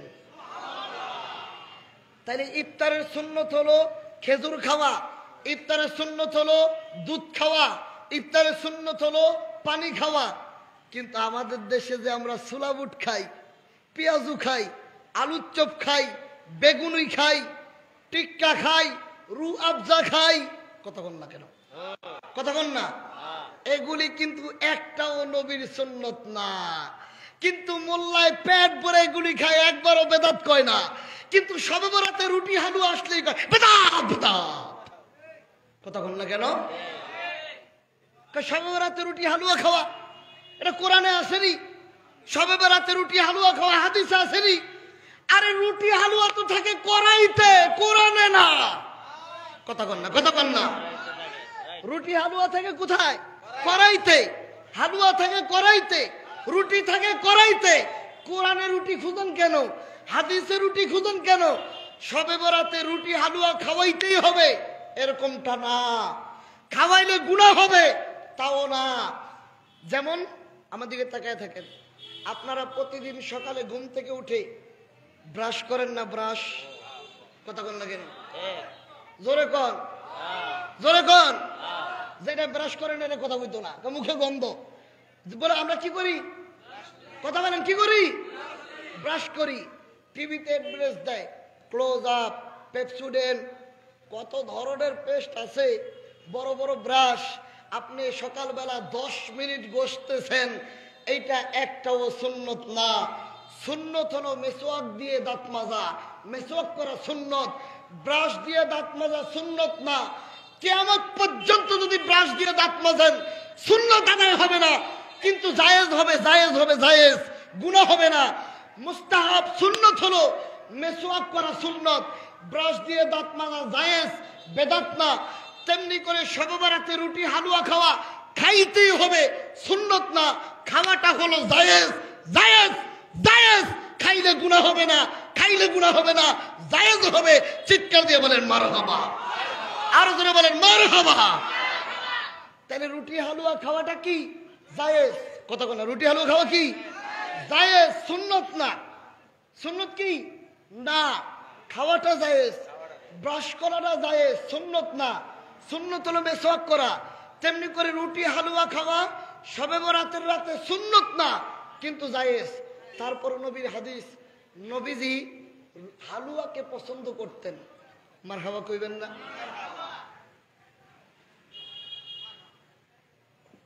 অসুবিধা হচ্ছে আপনাদের? আর 15 মিনিট ইনশাল্লাহ। জবান খুলে বলেন আমিন, আরো জোরে বলেন আমিন। খুব মন লাগান। নবী হালুয়াকে পছন্দ করতেন, তার মানে হালুয়া খাওয়া নবীর সুন্নত। তো দাড়ি রাখছেন নবীর সুন্নত, টুপি পরছেন নবীর সুন্নত, জুব্বা পরছেন নবীর সুন্নত, মিষ্টি খান নবীর সুন্নত। শবে বরাতের রাতে যদি কেউ এই নিয়ত করে যে আমার নবীজি হালুয়া খেতেন, পছন্দ করতেন, তাই আমি আজকে একটি ইবাদতের রাত্রে আমিও হালুয়া খাবো নবীর সুন্নত হিসেবে পছন্দ করে, তাহলে নবীর সুন্নত হবে। আর নবীজি বলে মান আহাব্বা সুন্নতি ফাকাদ আহাব্বানি ওয়া মান আহাব্বানি কানা মাই ফিল জান্নাহ। যে আমার সুন্নতকে মহব্বত করলো সে আমাকে মহব্বত করলো, আর যে আমি নবীকে মহব্বত করবে কানা মাই ফিল জান্নাহ, ওই ব্যক্তি আমি নবীর সঙ্গে জান্নাতের মেহমান হয়ে যাবে। এ মুসলমান, জবান খুলে বলেন, জবান খুলে বলেন, দুই হাত তুলে বলেন, আমরা নবীর সঙ্গে জান্নাতে যেতে চাই কি চাই না? চাই কি চাই না? নারে তাকবীর, নারে রিসালাত, জাকের পার্টি, নারে তাকবীর। তাহলে শবে বরাতের রাতে রুটি হালুয়া খাওয়া সুন্নত না, জায়েজ জায়েজ জায়েজ। মারহাবা কোন না? রুটি হালুয়া খাওয়া কি জায়েজ, সুন্নত না। মেসওয়াক করা সুন্নত, ব্রাশ করা সুন্নত না, কিন্তু জায়েজ। ব্রাশ করা সুন্নত না, জায়েজ। কিয়ামত পর্যন্ত ব্রাশ করলে সওয়াব হবে না, কিন্তু জায়েজ হবে। মেসওয়াক দিয়ে দাঁত মাজলে সওয়াব হবে, সুন্নত হবে। মারহাবা জোরে বলবেন না? তো এই সাহাবী, আনসার সাহাবী রোজা রাখছে, রোজা রেখে বিবির কাছে আসছে, বিবিরা আমাকে একটু ইফতারের ব্যবস্থা করে দাও। আনসার সাহাবীর বিবি ইফতারের জন্য গেলেন। ইফতার নিয়ে এসে দেখে সারাদিন লোকটা খেতে কাজ করেছে, শরীরটা দুর্বল হয়ে গেছে। এই লোকটা ওখানে বিছানার ভিতরে শুয়ে ঘুমিয়ে গেলেন, নিদ্রা গেলেন। বিবি ইফতার নিয়ে এসে দেখে তার স্বামী ওখানে ঘুমিয়ে গিয়েছে। বিবি ডাক দিয়ে বলেন, আহা, তোমার প্রতি তো রোজা শুরু হয়ে গেল, তুমি তো অতিরিক্ত করে ফেললে, ঘুমিয়ে গেলে। এখন তো তুমি আর খেতে পারবে না, স্ত্রী ব্যবহারও করতে পারবে না, রোজা শুরু হয়ে গেছে। এই সাহাবী সারা রাত রোজা রাখলেন। পরের দিন সকালবেলা তিনি উঠে খেতে কাজে গেলেন। সারা রাত না খাওয়া, আগের দিনের ইফতার খায় নাই, আগের দিনের রোজা, পরের দিনের রাত্রে রোজা, পরের দিন দিনে রোজা, মোট 2 দিনের কাছাকাছি হয়ে গেছে। দুপুর বেলা খেতে কাজ করতে করতে এখন আর শরীরে কুলায় না। এই সাহাবী রোজাও ভাঙ্গে না। হঠাৎ করে তিনি মাথা ঘুরিয়ে অজ্ঞান হয়ে পড়ে গেলেন। সাহাবায়ে কেরাম তাকে ধরে অন্যান্য সাহাবীদেরকে নিয়ে আমার নবীর কদম মোবারকে চলে গেলেন। সাহাবী মাসলা জানার জন্য নবীর দরবারে গেলেন। ইয়া রাসূলুল্লাহ, ইয়া হাবিবাল্লাহ, আপনার এই আনসার সাহাবী, আপনার এই আনসার সাহাবী ইয়া রাসূলুল্লাহ, তিনি রোজা রেখেছেন, ইফতার না করার কারণে দুর্বল হয়ে অজ্ঞান হয়ে পড়ে গেছেন। এর ভিতরে তাফসীর ইবনে কাসিরে আরেকটি ঘটনা এসেছে। আমিরুল মুমিনিন হযরত ওমর ইবনুল খাত্তাব রাদিয়াল্লাহু তাআলা আনহু ঘুমিয়েছিলেন। ঘুম থেকে উঠে তার স্ত্রীর সঙ্গে শারীরিক মিলন করে ফেলেছেন। ওনার মনে নাই উনি যে রোজা ছিল। স্ত্রী ব্যবহার করার পরে হঠাৎ করে মনে পড়লো, আমি না রোজাদার ছিলাম, আমি তো রোজা রেখেছিলাম। দৌড়িয়ে গেলেন আল্লাহর হাবিবের কাছে, আল্লাহর নবী গো, আমি ওমর তো ভুল করে ফেলেছি, আমি তো স্ত্রী ব্যবহার করে ফেলেছি। ওই সাহাবী তো রাত্রে রোজা রেখের কারণে অজ্ঞান হয়ে পড়ে গিয়েছে। নবী কোনো কথা বলে না, আল্লাহর সিদ্ধান্তের অপেক্ষায় রইলেন। আল্লাহ কি বলেন? আমার আল্লাহ জানিয়ে দিল, এ ঈমানদারগণ, এখন থেকে তোমরা খাও এবং পান করো, সারা রাত তোমরা খাও। এখন থেকে রোজা হবে সুবে সাদেক থেকে সূর্যাস্ত পর্যন্ত, অর্থাৎ তোমরা সুবে সাদেক থেকে রোজা রাখবা, সূর্যাস্তে রোজা ভাঙবা। এখন থেকে রাত্রে রোজা না, এখন থেকে রাত্রে রোজা পালন করতে হবে না। তোমরা রাতে স্ত্রী ব্যবহার করবা, রাত্রে খাবার খাইবা, তোমরা সুবে সাদেকের আগে তোমরা সাহারি খাইবা। নবী বলে তোমরা সাহারি খাও, সাহারিতে বরকত রয়েছে। মারহাবা কোন, মারহাবা কোন। সাহারি খাও কেন? সাহারিতে বরকত রয়েছে। তা সাহারি খাও, সাহারি খেলে বরকত হয়, শরীরে শক্তি হয়। এ মুসলমান, এজন্য নবীজি বলেন এই 3 সিস্টেমে মাহে রমজানুল মুবারকে আমার আল্লাহ পরিপূর্ণ করে দিলেন। আল্লাহ নবী বলে রমজানের চাঁদ যখন উদয় হয়, আমার আল্লাহ জান্নাতের দরজাগুলিকে খুলে দেয়, জাহান্নামের দরজা বন্ধ করে দেয়, শয়তানকে জিনজির দিয়ে বেঁধে দেওয়া দেওয়া হয়। আমার ভাই আব্দুল সাত্তার ভাই আজকে এখানে মাহফিলের ব্যবস্থা করেছে, আমি আসব, মুর্শেদ ভাই আসবে, আলেমগণ আসবে, এজন্য চেয়ারের ব্যবস্থা করেছে, এটারে বারবার ঝাড়ু দিয়েছে, আমি বসার আগে এখানে একবার মুছে দিয়েছে। কেন? মাওলানা আনসারী ভাই বসবে, মুর্শেদ ভাই বসবে।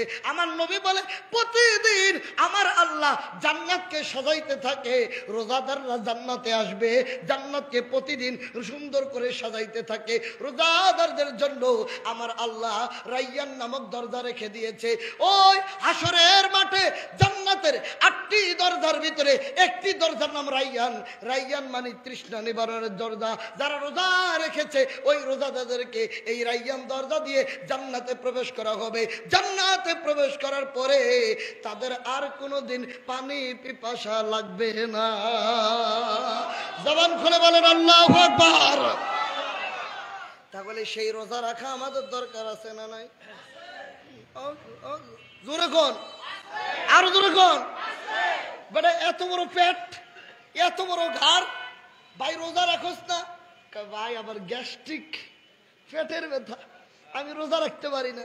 আল্লাহকে এখনই গ্যাস্ট্রিক, কয়দিন পরে হবে আলসার, 4 দিন পরে আজরান করবো তুই দুনিয়া আসার। কারণ নবীর মহব্বতে, আল্লাহর মহব্বতে রোজা রাখেন, আল্লাহ তাআলা আপনাকে শক্তি দিবে।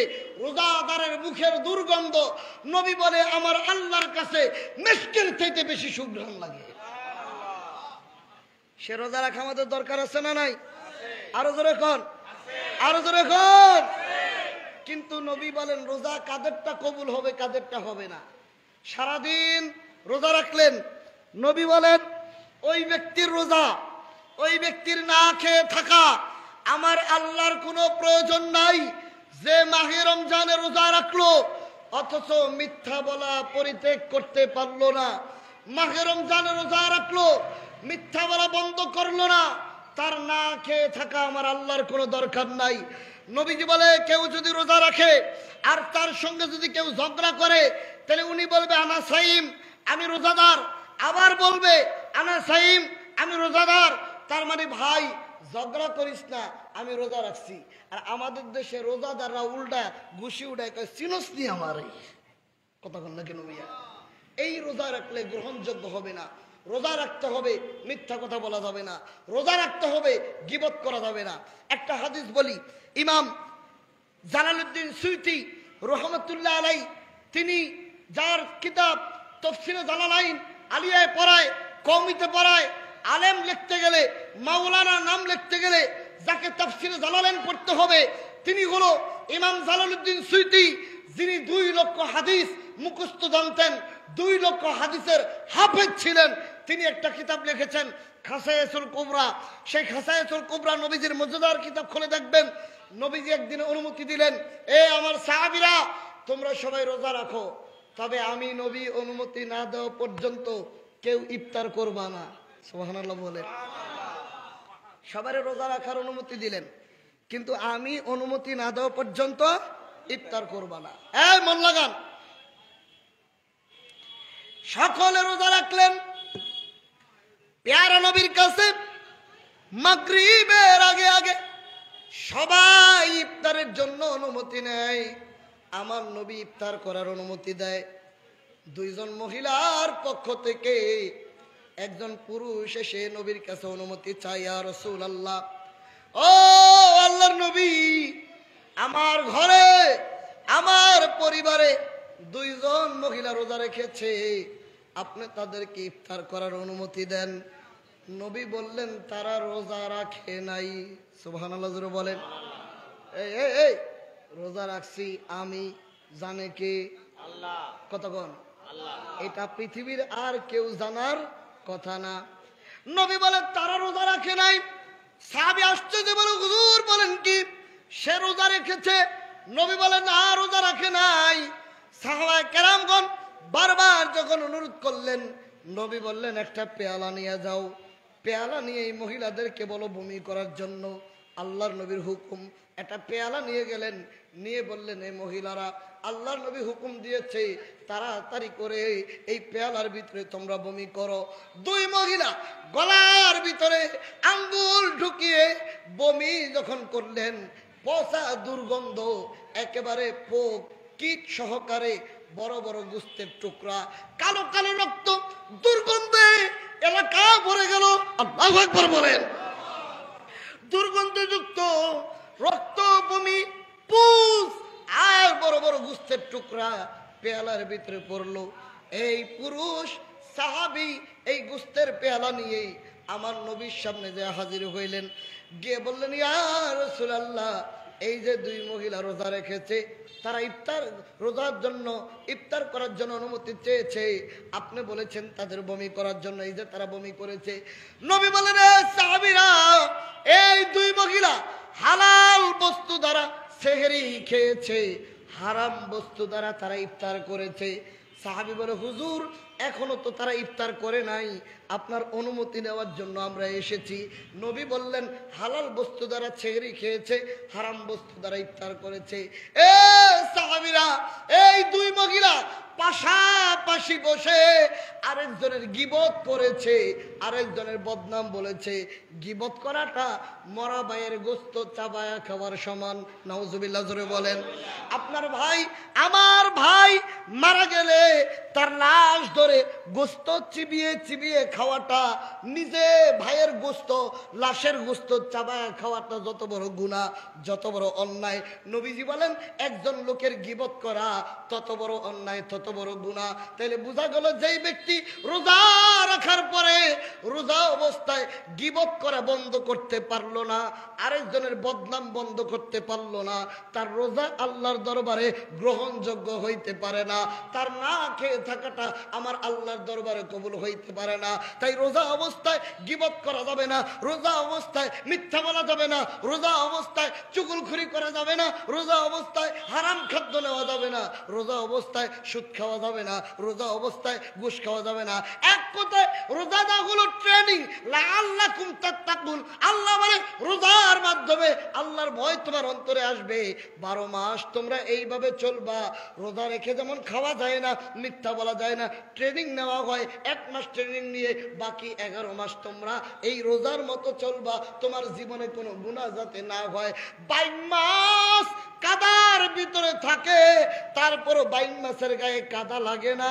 আমার আল্লাহকে তোমরা 11 মাসে চলবা, দুনিয়াদারি করবা, কিন্তু রোজায় যেরকম সতর্ক ছিলা, বাকি 11 মাস রোজার মতো সতর্ক থাকবা। এই ভয় তোমাদের অন্তরে পয়দা হওয়ার জন্য আমি আল্লাহ মাহে রমজান মুবারকের রোজাকে ফরজ করেছি। চিৎকার দিয়ে বলেন মারহাবা। আরো জোরে। দিনের রোজা হলো ফরজ, রাত্রের নামাজ হলো সুন্নত, কিয়ামুল লাইল। নবী বলেন, কেউ যদি সওয়াবের নিয়তে, ঈমানের সাথে সওয়াবের নিয়তে তারাবি নামাজ পড়ে, অর্থাৎ কিয়ামুল লাইল করে, আমার আল্লাহ তার অতীত জীবনের সকল গুনাহগুলিকে মাফ করে দিবে। আরো জোরে, আরো জোরে, আরো জোরে, জোরে জোরে। তাই আমরা দিনে রাখবো রোজা, রাত্রে পড়বো তারাবি। বলেন কি পড়বো? জোরে জোরে কি পড়বো? তারাবি। কেন? নবীজি বলে, মাহে রমজানে কেউ যদি একটা ফরজ কাজ করে, তাইলে তার আমল নামায় 70টি ফরজের সওয়াব হয়। কেউ যদি একটি নফল কাজ করে, তাইলে তার আমল নামায় একটি ফরজের সওয়াব হয়। সুবহানাল্লাহ জোরে বলবেন না? বুঝেন নাই এজন্য বলেন নাই, বুঝলে বলবেন। আমার দিকে তাকান। আপনারা এখানে যারা আছেন অনেকেই তো আমরা ভাড়াটিয়া, কথা বলেন না, ভাড়াটিয়া না, ভাড়াটিয়া। আমাদের বাড়ি গ্রামে, গ্রামে আমাদের প্রত্যেকেরই সুপারি গাছ গ্রামে আছে, আছে না নাই? জোরে কোন? খেজুর গাছ, আরো জোরে কোন? আচ্ছা, 1000 সুপারি গাছ, 1000 সুপারি গাছ যদি এক জায়গায় করেন, একটা খেজুর গাছ হবে? কথা বল না। 1000 কেন, 1 কোটি সুপারি গাছ এক জায়গায় করলো একটা খেজুর গাছ হবে না। কারণ সুপারি গাছ হলো এক জাত, আর খেজুর গাছ হলো আরেক জাত। তো নবীজি বলেন, ফরজ হলো আল্লাহর খাস হুকুম। তামাম কিয়ামত পর্যন্ত যদি নফল পড়ো, তারপরে এই ফরজের একটা সমান হবে না। কিন্তু আমার উম্মতকে আল্লাহ এটা বিশেষ দান দিয়েছেন। সুবহানাল্লাহ জোরে বলেন। আমার উম্মতকে আল্লাহ এটা বিশেষ দান দিয়েছেন। আমি নবীর কারণে আমার উম্মত যদি মাহে রমজানে একটি নফল কাজ করে, এই একটি নফলের বিনিময়ে আমার আল্লাহ একটি ফরজের সমান সওয়াব দান করে দিবে। এটা কেন দিয়েছেন? নবীজির কারণে। নবী তুমি নাবিউল আম্বিয়া, বলেন নবী তুমি নাবিউল আম্বিয়া, তোমার জন্য বানায়াছে গো আল্লাহ সারাটা দুনিয়া গো নবীজি, নবী তুমি নবিউল আম্বিয়া, বলেন নবী তুমি নবিউল আম্বিয়া। কেন আমার নবীর কারণ হয়েছে? নবীজি এই মাস আসলে পিছনে যেই মাস গেল সেটার নাম ছিল রজব মাস, যেই মাস বর্তমানে চলে এই মাসের নাম হলো শাবান মাস। সামনে যেই মাস আসে এই মাসের নাম হলো রমজান মাস। রজব মাস আসলে নবী আমার দোয়া করতেন, আল্লাহুম্মা বারিক লানা ফি রজব শাবান ও বাল্লিগনা রমাদান। হে আমার রব, আপনি রজব মাসে বরকত দেন, শাবান মাসে বরকত দেন, বাল্লিগনা রমাদান রমজান পর্যন্ত আমাদের হায়াতকে বৃদ্ধি করে দেন। আমার নবীকে আল্লাহ যখন মেরাজে নিয়েছেন একেবারে উপরে আল্লাহর বাড়িতে দাওয়াত দিয়ে আল্লাহ আমার নবীর সঙ্গে কথা বলতেছেন। কতটুকু কথা বলেছেন? আমার কথা না, আমার পীর আট্টশী পীরের কথা না। বড় পীর মহিউদ্দিন আব্দুল কাদের জিলানী একটা কিতাব লিখেছেন, কিতাবের নাম গুনিয়াতুত তালিবিন। বড় পীর মহিউদ্দিন আব্দুল কাদের জিলানী গুনিয়াতুত তালিবিন কিতাবে লেখেন, মেরাজ রজনীতে আমার আল্লাহ আমার নবীর সঙ্গে 90,000 কালাম করেছে। যেরকম সুবহানাল্লাহ। বড় পীর আব্দুল কাদের জিলানী বলে মেরাজ রজনীতে আমার আল্লাহ আমার নবীর সঙ্গে 90,000 কালাম করেছে। আর আমি বলি হাজারের দরকার নাই, হিসাবের দরকার নাই, এটা আমার থিওরি, আমার জ্ঞান। তা হলো কত হাজার বলছে, কি বলছে, এটা সংজ্ঞা দিতে যাবেন কেন? আল্লাহ বলে সূরা নজমে, ফাআওহা ইলা আবদিহি মা আওহা, আমার নবীর প্রতি যা কিছু ওহী করার আল্লাহ করলেন, যা বলার বললেন, যা দেখালেন দেখাইলেন, যা জানালেন জানাইলেন। কি দেখাইছে, কি জানাইছে একমাত্র আল্লাহ জানে, আমার নবী জানে, আমরা বলতে পারবো না। কতক্ষণ ঠিক না ভাই? তারপরও কিছু কথা বিভিন্ন কিতাবে আছে, যেই কথাটা দেওবন্দ মাদ্রাসার শাইখুল হাদিস মাওলানা আশরাফ আলী থানভী তার তানবীরুস সিরাজ ফি লাইলাতুল মিরাজ কিতাবে লিখেছেন, নবী যখন একেবারে উপরে আল্লাহর বাড়িতে, আল্লাহ বলে বন্ধু আপনার কি চাওয়ার আছে কিছু? নবীজি বললেন, আল্লাহ হ্যাঁ আমার চাওয়ার আছে। কি চাবেন? যে আল্লাহ আপনি দয়া করে আমার গুনাহগার উম্মতের জীবনের গুনাহ মাফ করে দেন। আল্লাহ বলেন, বন্ধু আপনার খাতিরে আমি এই মুহূর্তে আপনার 70,000 গুনাহগার উম্মত মাফ করে দিলাম। আপনি আর কি চান? নবী বলে, আল্লাহ এবার আমার গুনাহগার উম্মত মাফ করেন। আল্লাহ বললেন, আরো 70,000 মাফ করলাম। এবার কি চান? এবার আমার উম্মত মাফ করেন। আল্লাহ বলেন, আরো 70,000 মাফ করলাম। আবার কি চান? আমার উম্মত মাফ করেন। আরো 70,000 মাফ করলাম। এইভাবে একবার না, দুইবার না, 700 বার আল্লাহ বলেছে, বন্ধু আপনি কি চান? 700 বার নবী বলছে আমার উম্মত মাফ করে দেন। আর আল্লাহ 700 বারই আমার নবীর 70,000 করে গুনাহগার উম্মত মাফ করে দিয়েছেন। 701 বারের মাথায় আল্লাহকে বন্ধু কি চান? নবী বলে, আল্লাহ এবার আমার উম্মত মাফ করেন। আল্লাহ বলে, থামেন, এখানে আমি আর আপনি আর কেউ নাই, এটা রাইখা দিলাম হাসরের মাঠের জন্য। ওয়ালা সাউফা ইউতিকা রাব্বুকা ফাতারদা, অচিরেই আমি আপনাকে এত দেওয়া দিব, ফাতারদা আপনি খুশি হয়ে যাবেন।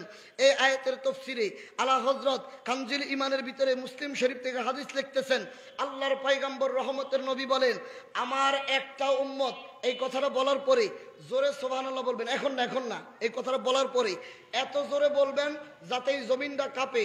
শক্তি যদি না থাকে মনে মনে সবাই পড়েন লা হাওলা ওয়ালা কুওয়াতা ইল্লা বিল্লাহ। আল্লাহর শক্তি ছাড়া কারো শক্তি নাই, আল্লাহর কাছে শক্তি চান।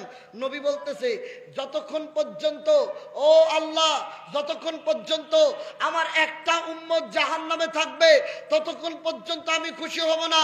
তার মানে আমার সব উম্মত যখন জান্নাতে চলে যাবে আমি মুহাম্মদ খুশি হয়ে যাব।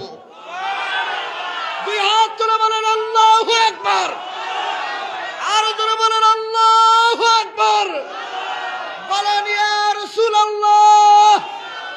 যেই নবীর উসিলায় আমরা মাপ পাবো, জবান খুলে বলেন ওই নবীকে ভালোবাসা দরকার আছে না নাই? কারা কারা নবীর বিরুদ্ধে হাত উঠান? সর্বনাশ, আপনারা নবীর বিরুদ্ধে? তাহলে বোঝা গেল হুজুর কইতে থাকেন, আমরা শুনতে থাকি, ব্যাখ্যালে ওয়াজ শুনলে হবে না। আমরা নবীর পক্ষে, পক্ষে না বিপক্ষে? তা আমি তো ফেরেশতারা রেকর্ড করে, আল্লাহ রেকর্ড করুক, ফেরেশতারাও করুক, আপনারাও করেন। কারা কারা নবীর পক্ষে দুইটা হাত তোলা আল্লাহরে দেখায় দেন। হাত তোলা উঁচা করে উঠান। নারায়ে তাকবীর। আওয়াজ হয় না, আরো জোরে জবান খুলে। নারায়ে তাকবীর, নারায়ে রিসালাত, বিশ্বওয়ালি ফরিদপুরি, জাকের পটি এ নবী আছে যেখানে, এ নূরের নবী যেখানে, মিলাদ কিয়াম যেখানে, কোরআন সুন্নাহর আলো, নূরের নবীর আলো, জিন্দা নবীর আলো, প্রেমের নবীর আলো, নারায়ে তাকবীর। আমি কোন দল বুঝি না, কোন দরবার বুঝি না, কোন তরিকা বুঝি না, আমি তাবলীগ বুঝি না, জামাত বুঝি না, আহলে হাদিস বুঝি না। আমরা একটা জিনিস বুঝি, আমরা সবাই মুহাম্মদের উম্মত। কথা বলেন না কেন? আমরা সবাই নবীর উম্মত। সেই নবীকে যারা ভালোবাসবে আমরাও তাদের ভালোবাসবো, নবীকে যারা মহব্বত করবে আমরাও তাদের মহব্বত করব, নবীকে যারা সালাম দিবে আমরা তাদের সালাম দিব, নবীর সালামের বিরোধিতা যারা করবে আমরা তাদের দিকে থুতু পর্যন্ত ফলাইতে রাজি না। ঠিক কিনা বলেন? আল্লাহ কয় বন্ধু কি চান? আমার উম্মত মাফ করেন। 701 বার আল্লাহ বলে আপনি খুশি করে দিব। নবী বলে আমার একটা উম্মত জাহান্নামে থাকতে খুশি হব না। এবার নবীকে আল্লাহ আমার আর কিছু কথা আছে বলেন। আল্লাহ নবী বলে আল্লাহ আমার উম্মতের হায়াত কেন আপনি কম দিয়েছেন? সুবহানাল্লাহ কোন না? আমাদের হায়াত কম না বেশি? আমি 60-70 বছর, 80 বছর হলে দাদা নাতি কয় দাদা মরো না কা, কথা কয় না, কথা কয় না। 90 বছর হইলে দাদা রে নাতি টিটকারি করে, দাদা ফ্লাইট আর কত দূর। আল্লাহ কয় বন্ধু আপনার উম্মতের হায়াত কম দিছি যাতে আপনার উম্মত গুনাহ করার সময় কম পায়।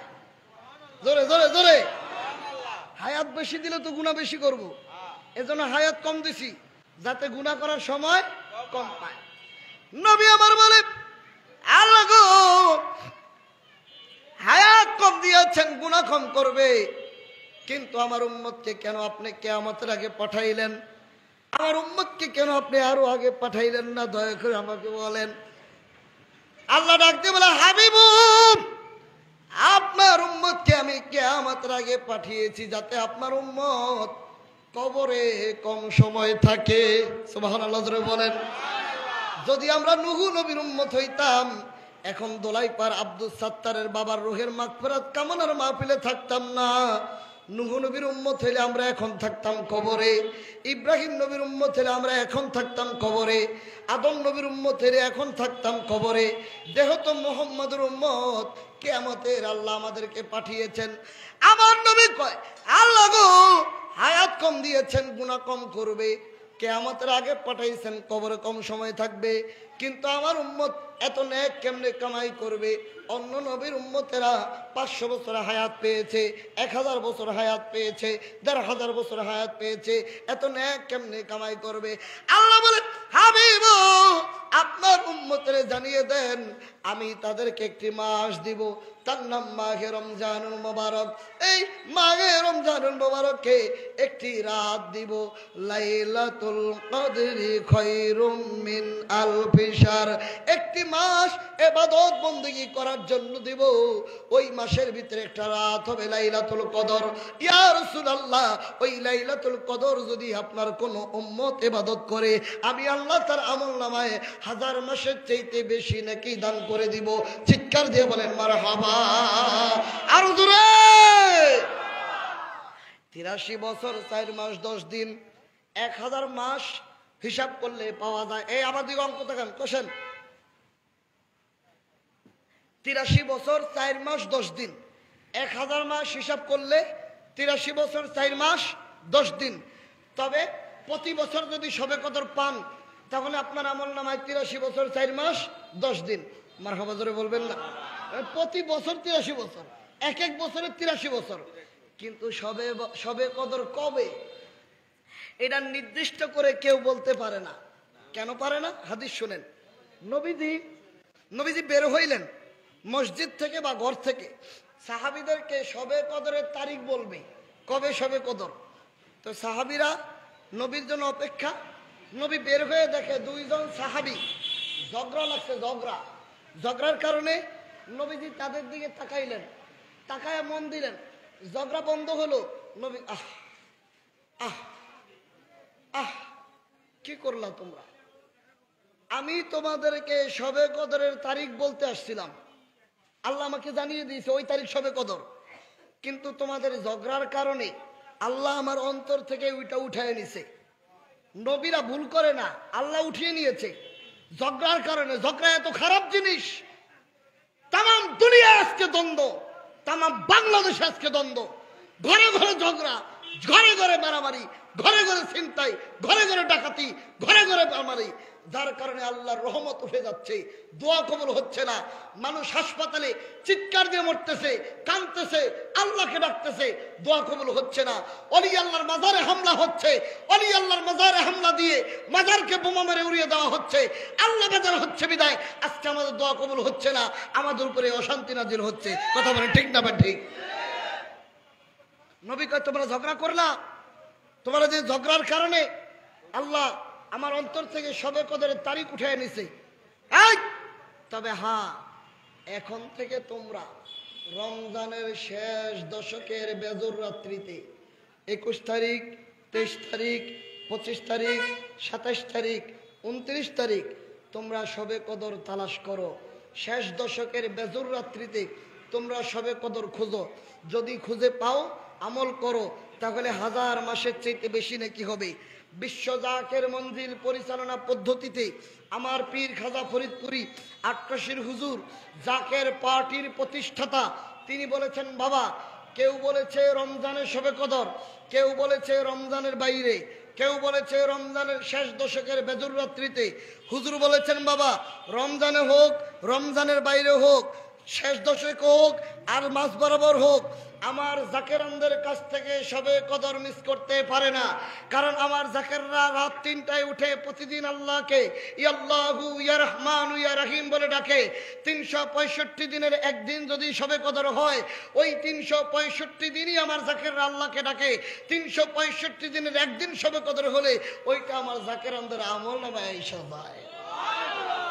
তোমার দিয়াছেন আল্লাহ রহমতের ভান্ডার, খাজা রহমতের ভান্ডার, গাউসুল আজম খাজা বাবা, গাউসুল আজম খাজা আউলিয়ার সরদার, আর তোমার দিয়াছেন আল্লাহ রহমতের ভান্ডার, বাবা রহমতের। তুমি অকুলের অকুল, তুমি আল্লাহরই মকবুল গো খাজা, আল্লাহ রো মকবুল। তোমাকে দেখিলে পরে, তোমাকে দেখিলে পরে পরাণ ভাই বলবো, তোমারে দিয়াছে আল্লাহ রহমতের ভান্ডার, বাবায় রহমতের ভান্ডার। এ মুসলমান, পীর উদ্দেশ্য না, পীরের মাধ্যমে আল্লাহকে পাওয়া, পীরের মাধ্যমে নবীকে পাওয়া হলো আমাদের উদ্দেশ্য। কথা বল না?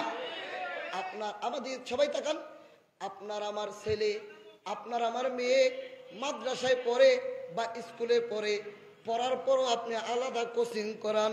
কথা হয় না কেন? রেজাল্ট যাতে ভালো করে, রেজাল্ট যাতে ভালো হয়। তেমনি করে কোরআন আল্লাহর হাদিস নবীর শিক্ষাটা সুন্দর হওয়ার জন্য একজন শিক্ষক দরকার। বাংলায় বলে শিক্ষক, ইংলিশে বলে টিচার, আরবিতে বলে মুর্শিদ, ফার্সিতে বলে পীর। ওই পীর আপনাকে কোরআন হাদিসের সঠিক ব্যাখ্যাটা দিয়ে দিবেন। এ মুসলমান, কাল হাসরের মাঠে অত্র এলাকায় যতগুলি নুরানি মাদ্রাসা আছে, এই বাংলাদেশের নুরানি মাদ্রাসার প্রতিষ্ঠাতা আলহাজ মাওলানা কারি বেলায়েত হোসেন রহমতুল্লাহ আলাই, কাজদা উত্তর পারে যার নুরানি মুআল্লিম ট্রেনিং সেন্টার, 2009 সালের 5ম বেসে আমি নুরানি মুআল্লিম ট্রেনিং দিয়েছি। আল্লামা কারি বেলায়েত হোসেন রহমতুল্লাহ আলাই যিনি আমার শিক্ষক, যার কাছে আমি কোরআনের ক্লাস করেছি। বাংলাদেশের প্রত্যেকটি নুরানি মাদ্রাসায় একটা হাদিস পড়ায়, নামাজের ব্যাপারে হাদিস, আউয়ালু মা ইউহাসাবু বিহিল আবদু ইয়াউমাল কিয়ামাতিস সালাহ, আউয়ালু মা ইউহাসাবু বিহিল আবদু ইয়াউমাল কিয়ামাতিস সালাহ। নবীজি বলেন কিয়ামতের দিন প্রত্যেকের নামাজের হিসাব হবে। কথা বলেন, কিসের হিসাব হবে? কিয়ামতের দিন প্রত্যেকের নামাজের হিসাব হবে। নামাজের হিসাব ছাড়া কাউকে চুল পরিমাণ লড়তে দেওয়া হবে না। নামাজের হিসাব হবে। কোন হিসাব হবে? কয়টার হিসাব হবে? কয়েকটার হিসাব হবে। সুন্নতের হিসাব না, নফলের হিসাব না, ওয়াজিবের হিসাব না। হিসাব হলো ফরজ নামাজের। তোমার উপরে যে নামাজ ফরজ হয়েছিল, কয়েকটা নামাজ পড়ছো, কয়েকটা বাদ দিছো। এই মনটা লাগানো আমার দিকে। কয়েকটা পড়ছো, কয়েকটা বাদ দিছো, এটার হিসাব হবে। আমি আনসারি, নামাজ ফরজ হওয়ার পর থেকে, আব্দুল সাত্তার নামাজ ফরজ হওয়ার পর থেকে, আব্দুল্লাহ ভাই নামাজ ফরজ হওয়ার পর থেকে, শাফিন নামাজ ফরজ হওয়ার পর থেকে, আশকর আলী ভাই নামাজ ফরজ হওয়ার পর থেকে, আমার জাহাঙ্গীর ভাই নামাজ ফরজ হওয়ার পর থেকে এই পর্যন্ত সব নামাজ পড়েছি, এক ওয়াক্ত কাজা হয় নাই। বুকে টোকা দিয়ে বলার ক্ষমতা কারো নাই, কারো নাই, কারো নাই। কারণ সবারই নামাজ কাজা হয়েছে, ফরজ নামাজ বাকি রয়ে গেছে। কাল হাসরের মাঠে যখন নামাজের হিসাব খাতা টান দিবে, ফেরেশতারা বলবে আল্লাহ, আনসারির তো অনেক নামাজ বাকি রয়ে গেছে, সাত্তার তো অনেক ফরজ নামাজ পড়ে নাই, সারাদিন খালি পানের দোকানে পান বেচছে। আশকর আলী ভাই খালি চাকরি করছে, নামাজ তো পড়ে নাই। আল্লাহ, শাফিন খালি দোকান খুলে বসেছিল, নামাজের জন্য যায় নাই, ফরজ নামাজ বাদ গেছে, বাদ গেছে। আনসারি খালি ওয়াজের জন্য গাড়িতে দৌড়াইছে, ঠিক মতো নামাজ পড়তে পারে নাই, ফরজ বাকি রয়েছে। আল্লাহ বলবে, এ ফেরেশতারা, আমার বান্দার কোন নামাজ বাকি? ফেরেশতারা বলবে আল্লাহ, ফরজ নামাজ বাকি। আমার আল্লাহ বলবে, ফেরেশতারা রে, আমার বান্দার আমল নামায় কি ঈদের নামাজ নাই? সুবহানাল্লাহ বলেন। আমার বান্দার আমল নামায় কি ঈদের নামাজ মানে ওয়াজিব নামাজ, ওয়াজিব নামাজ নাই? কয় আছে। আমার বান্দার আমল নামায় কি বিতরের নামাজ নাই? কয় আছে। কয় বিতর মানে ওয়াজিব নামাজগুলি ফরজ নামাজের ভিতরে ঢুকায়া দাও। আমার বান্দার আমল নামায় কি সুন্নত নামাজ নাই? কয় আল্লাহ আছে। জোহরের আগে 4 রাকাত সুন্নত, পরে 2 রাকাত সুন্নত আছে নি? কয় আছে। কয় ঢুকায়া দাও ফরজের ভিতরে। ফজরের আগে 2 রাকাত সুন্নত, ঢুকায়া দাও ফরজের ভিতরে। এশার পরে 2 রাকাত সুন্নত, ঢুকায়া দাও ফরজের ভিতরে। মাগরিবের পরে 2 রাকাত সুন্নত, ঢুকায়া দাও ফরজের ভিতরে। ওয়াজিব নামাজ আর সুন্নত নামাজ ফরজের ভিতরে ঢুকায়া দাও। সুবহানাল্লাহ বলে। আল্লাহ কয় নফল নামাজ পড়ে নাই, শবে বরাতে নামাজ পড়ে নাই, শবে কদরে নামাজ পড়ে নাই, মান্নতে নফল নামাজ পড়ে নাই? কয় পড়ছে মাঝে মাঝে। কয় নফল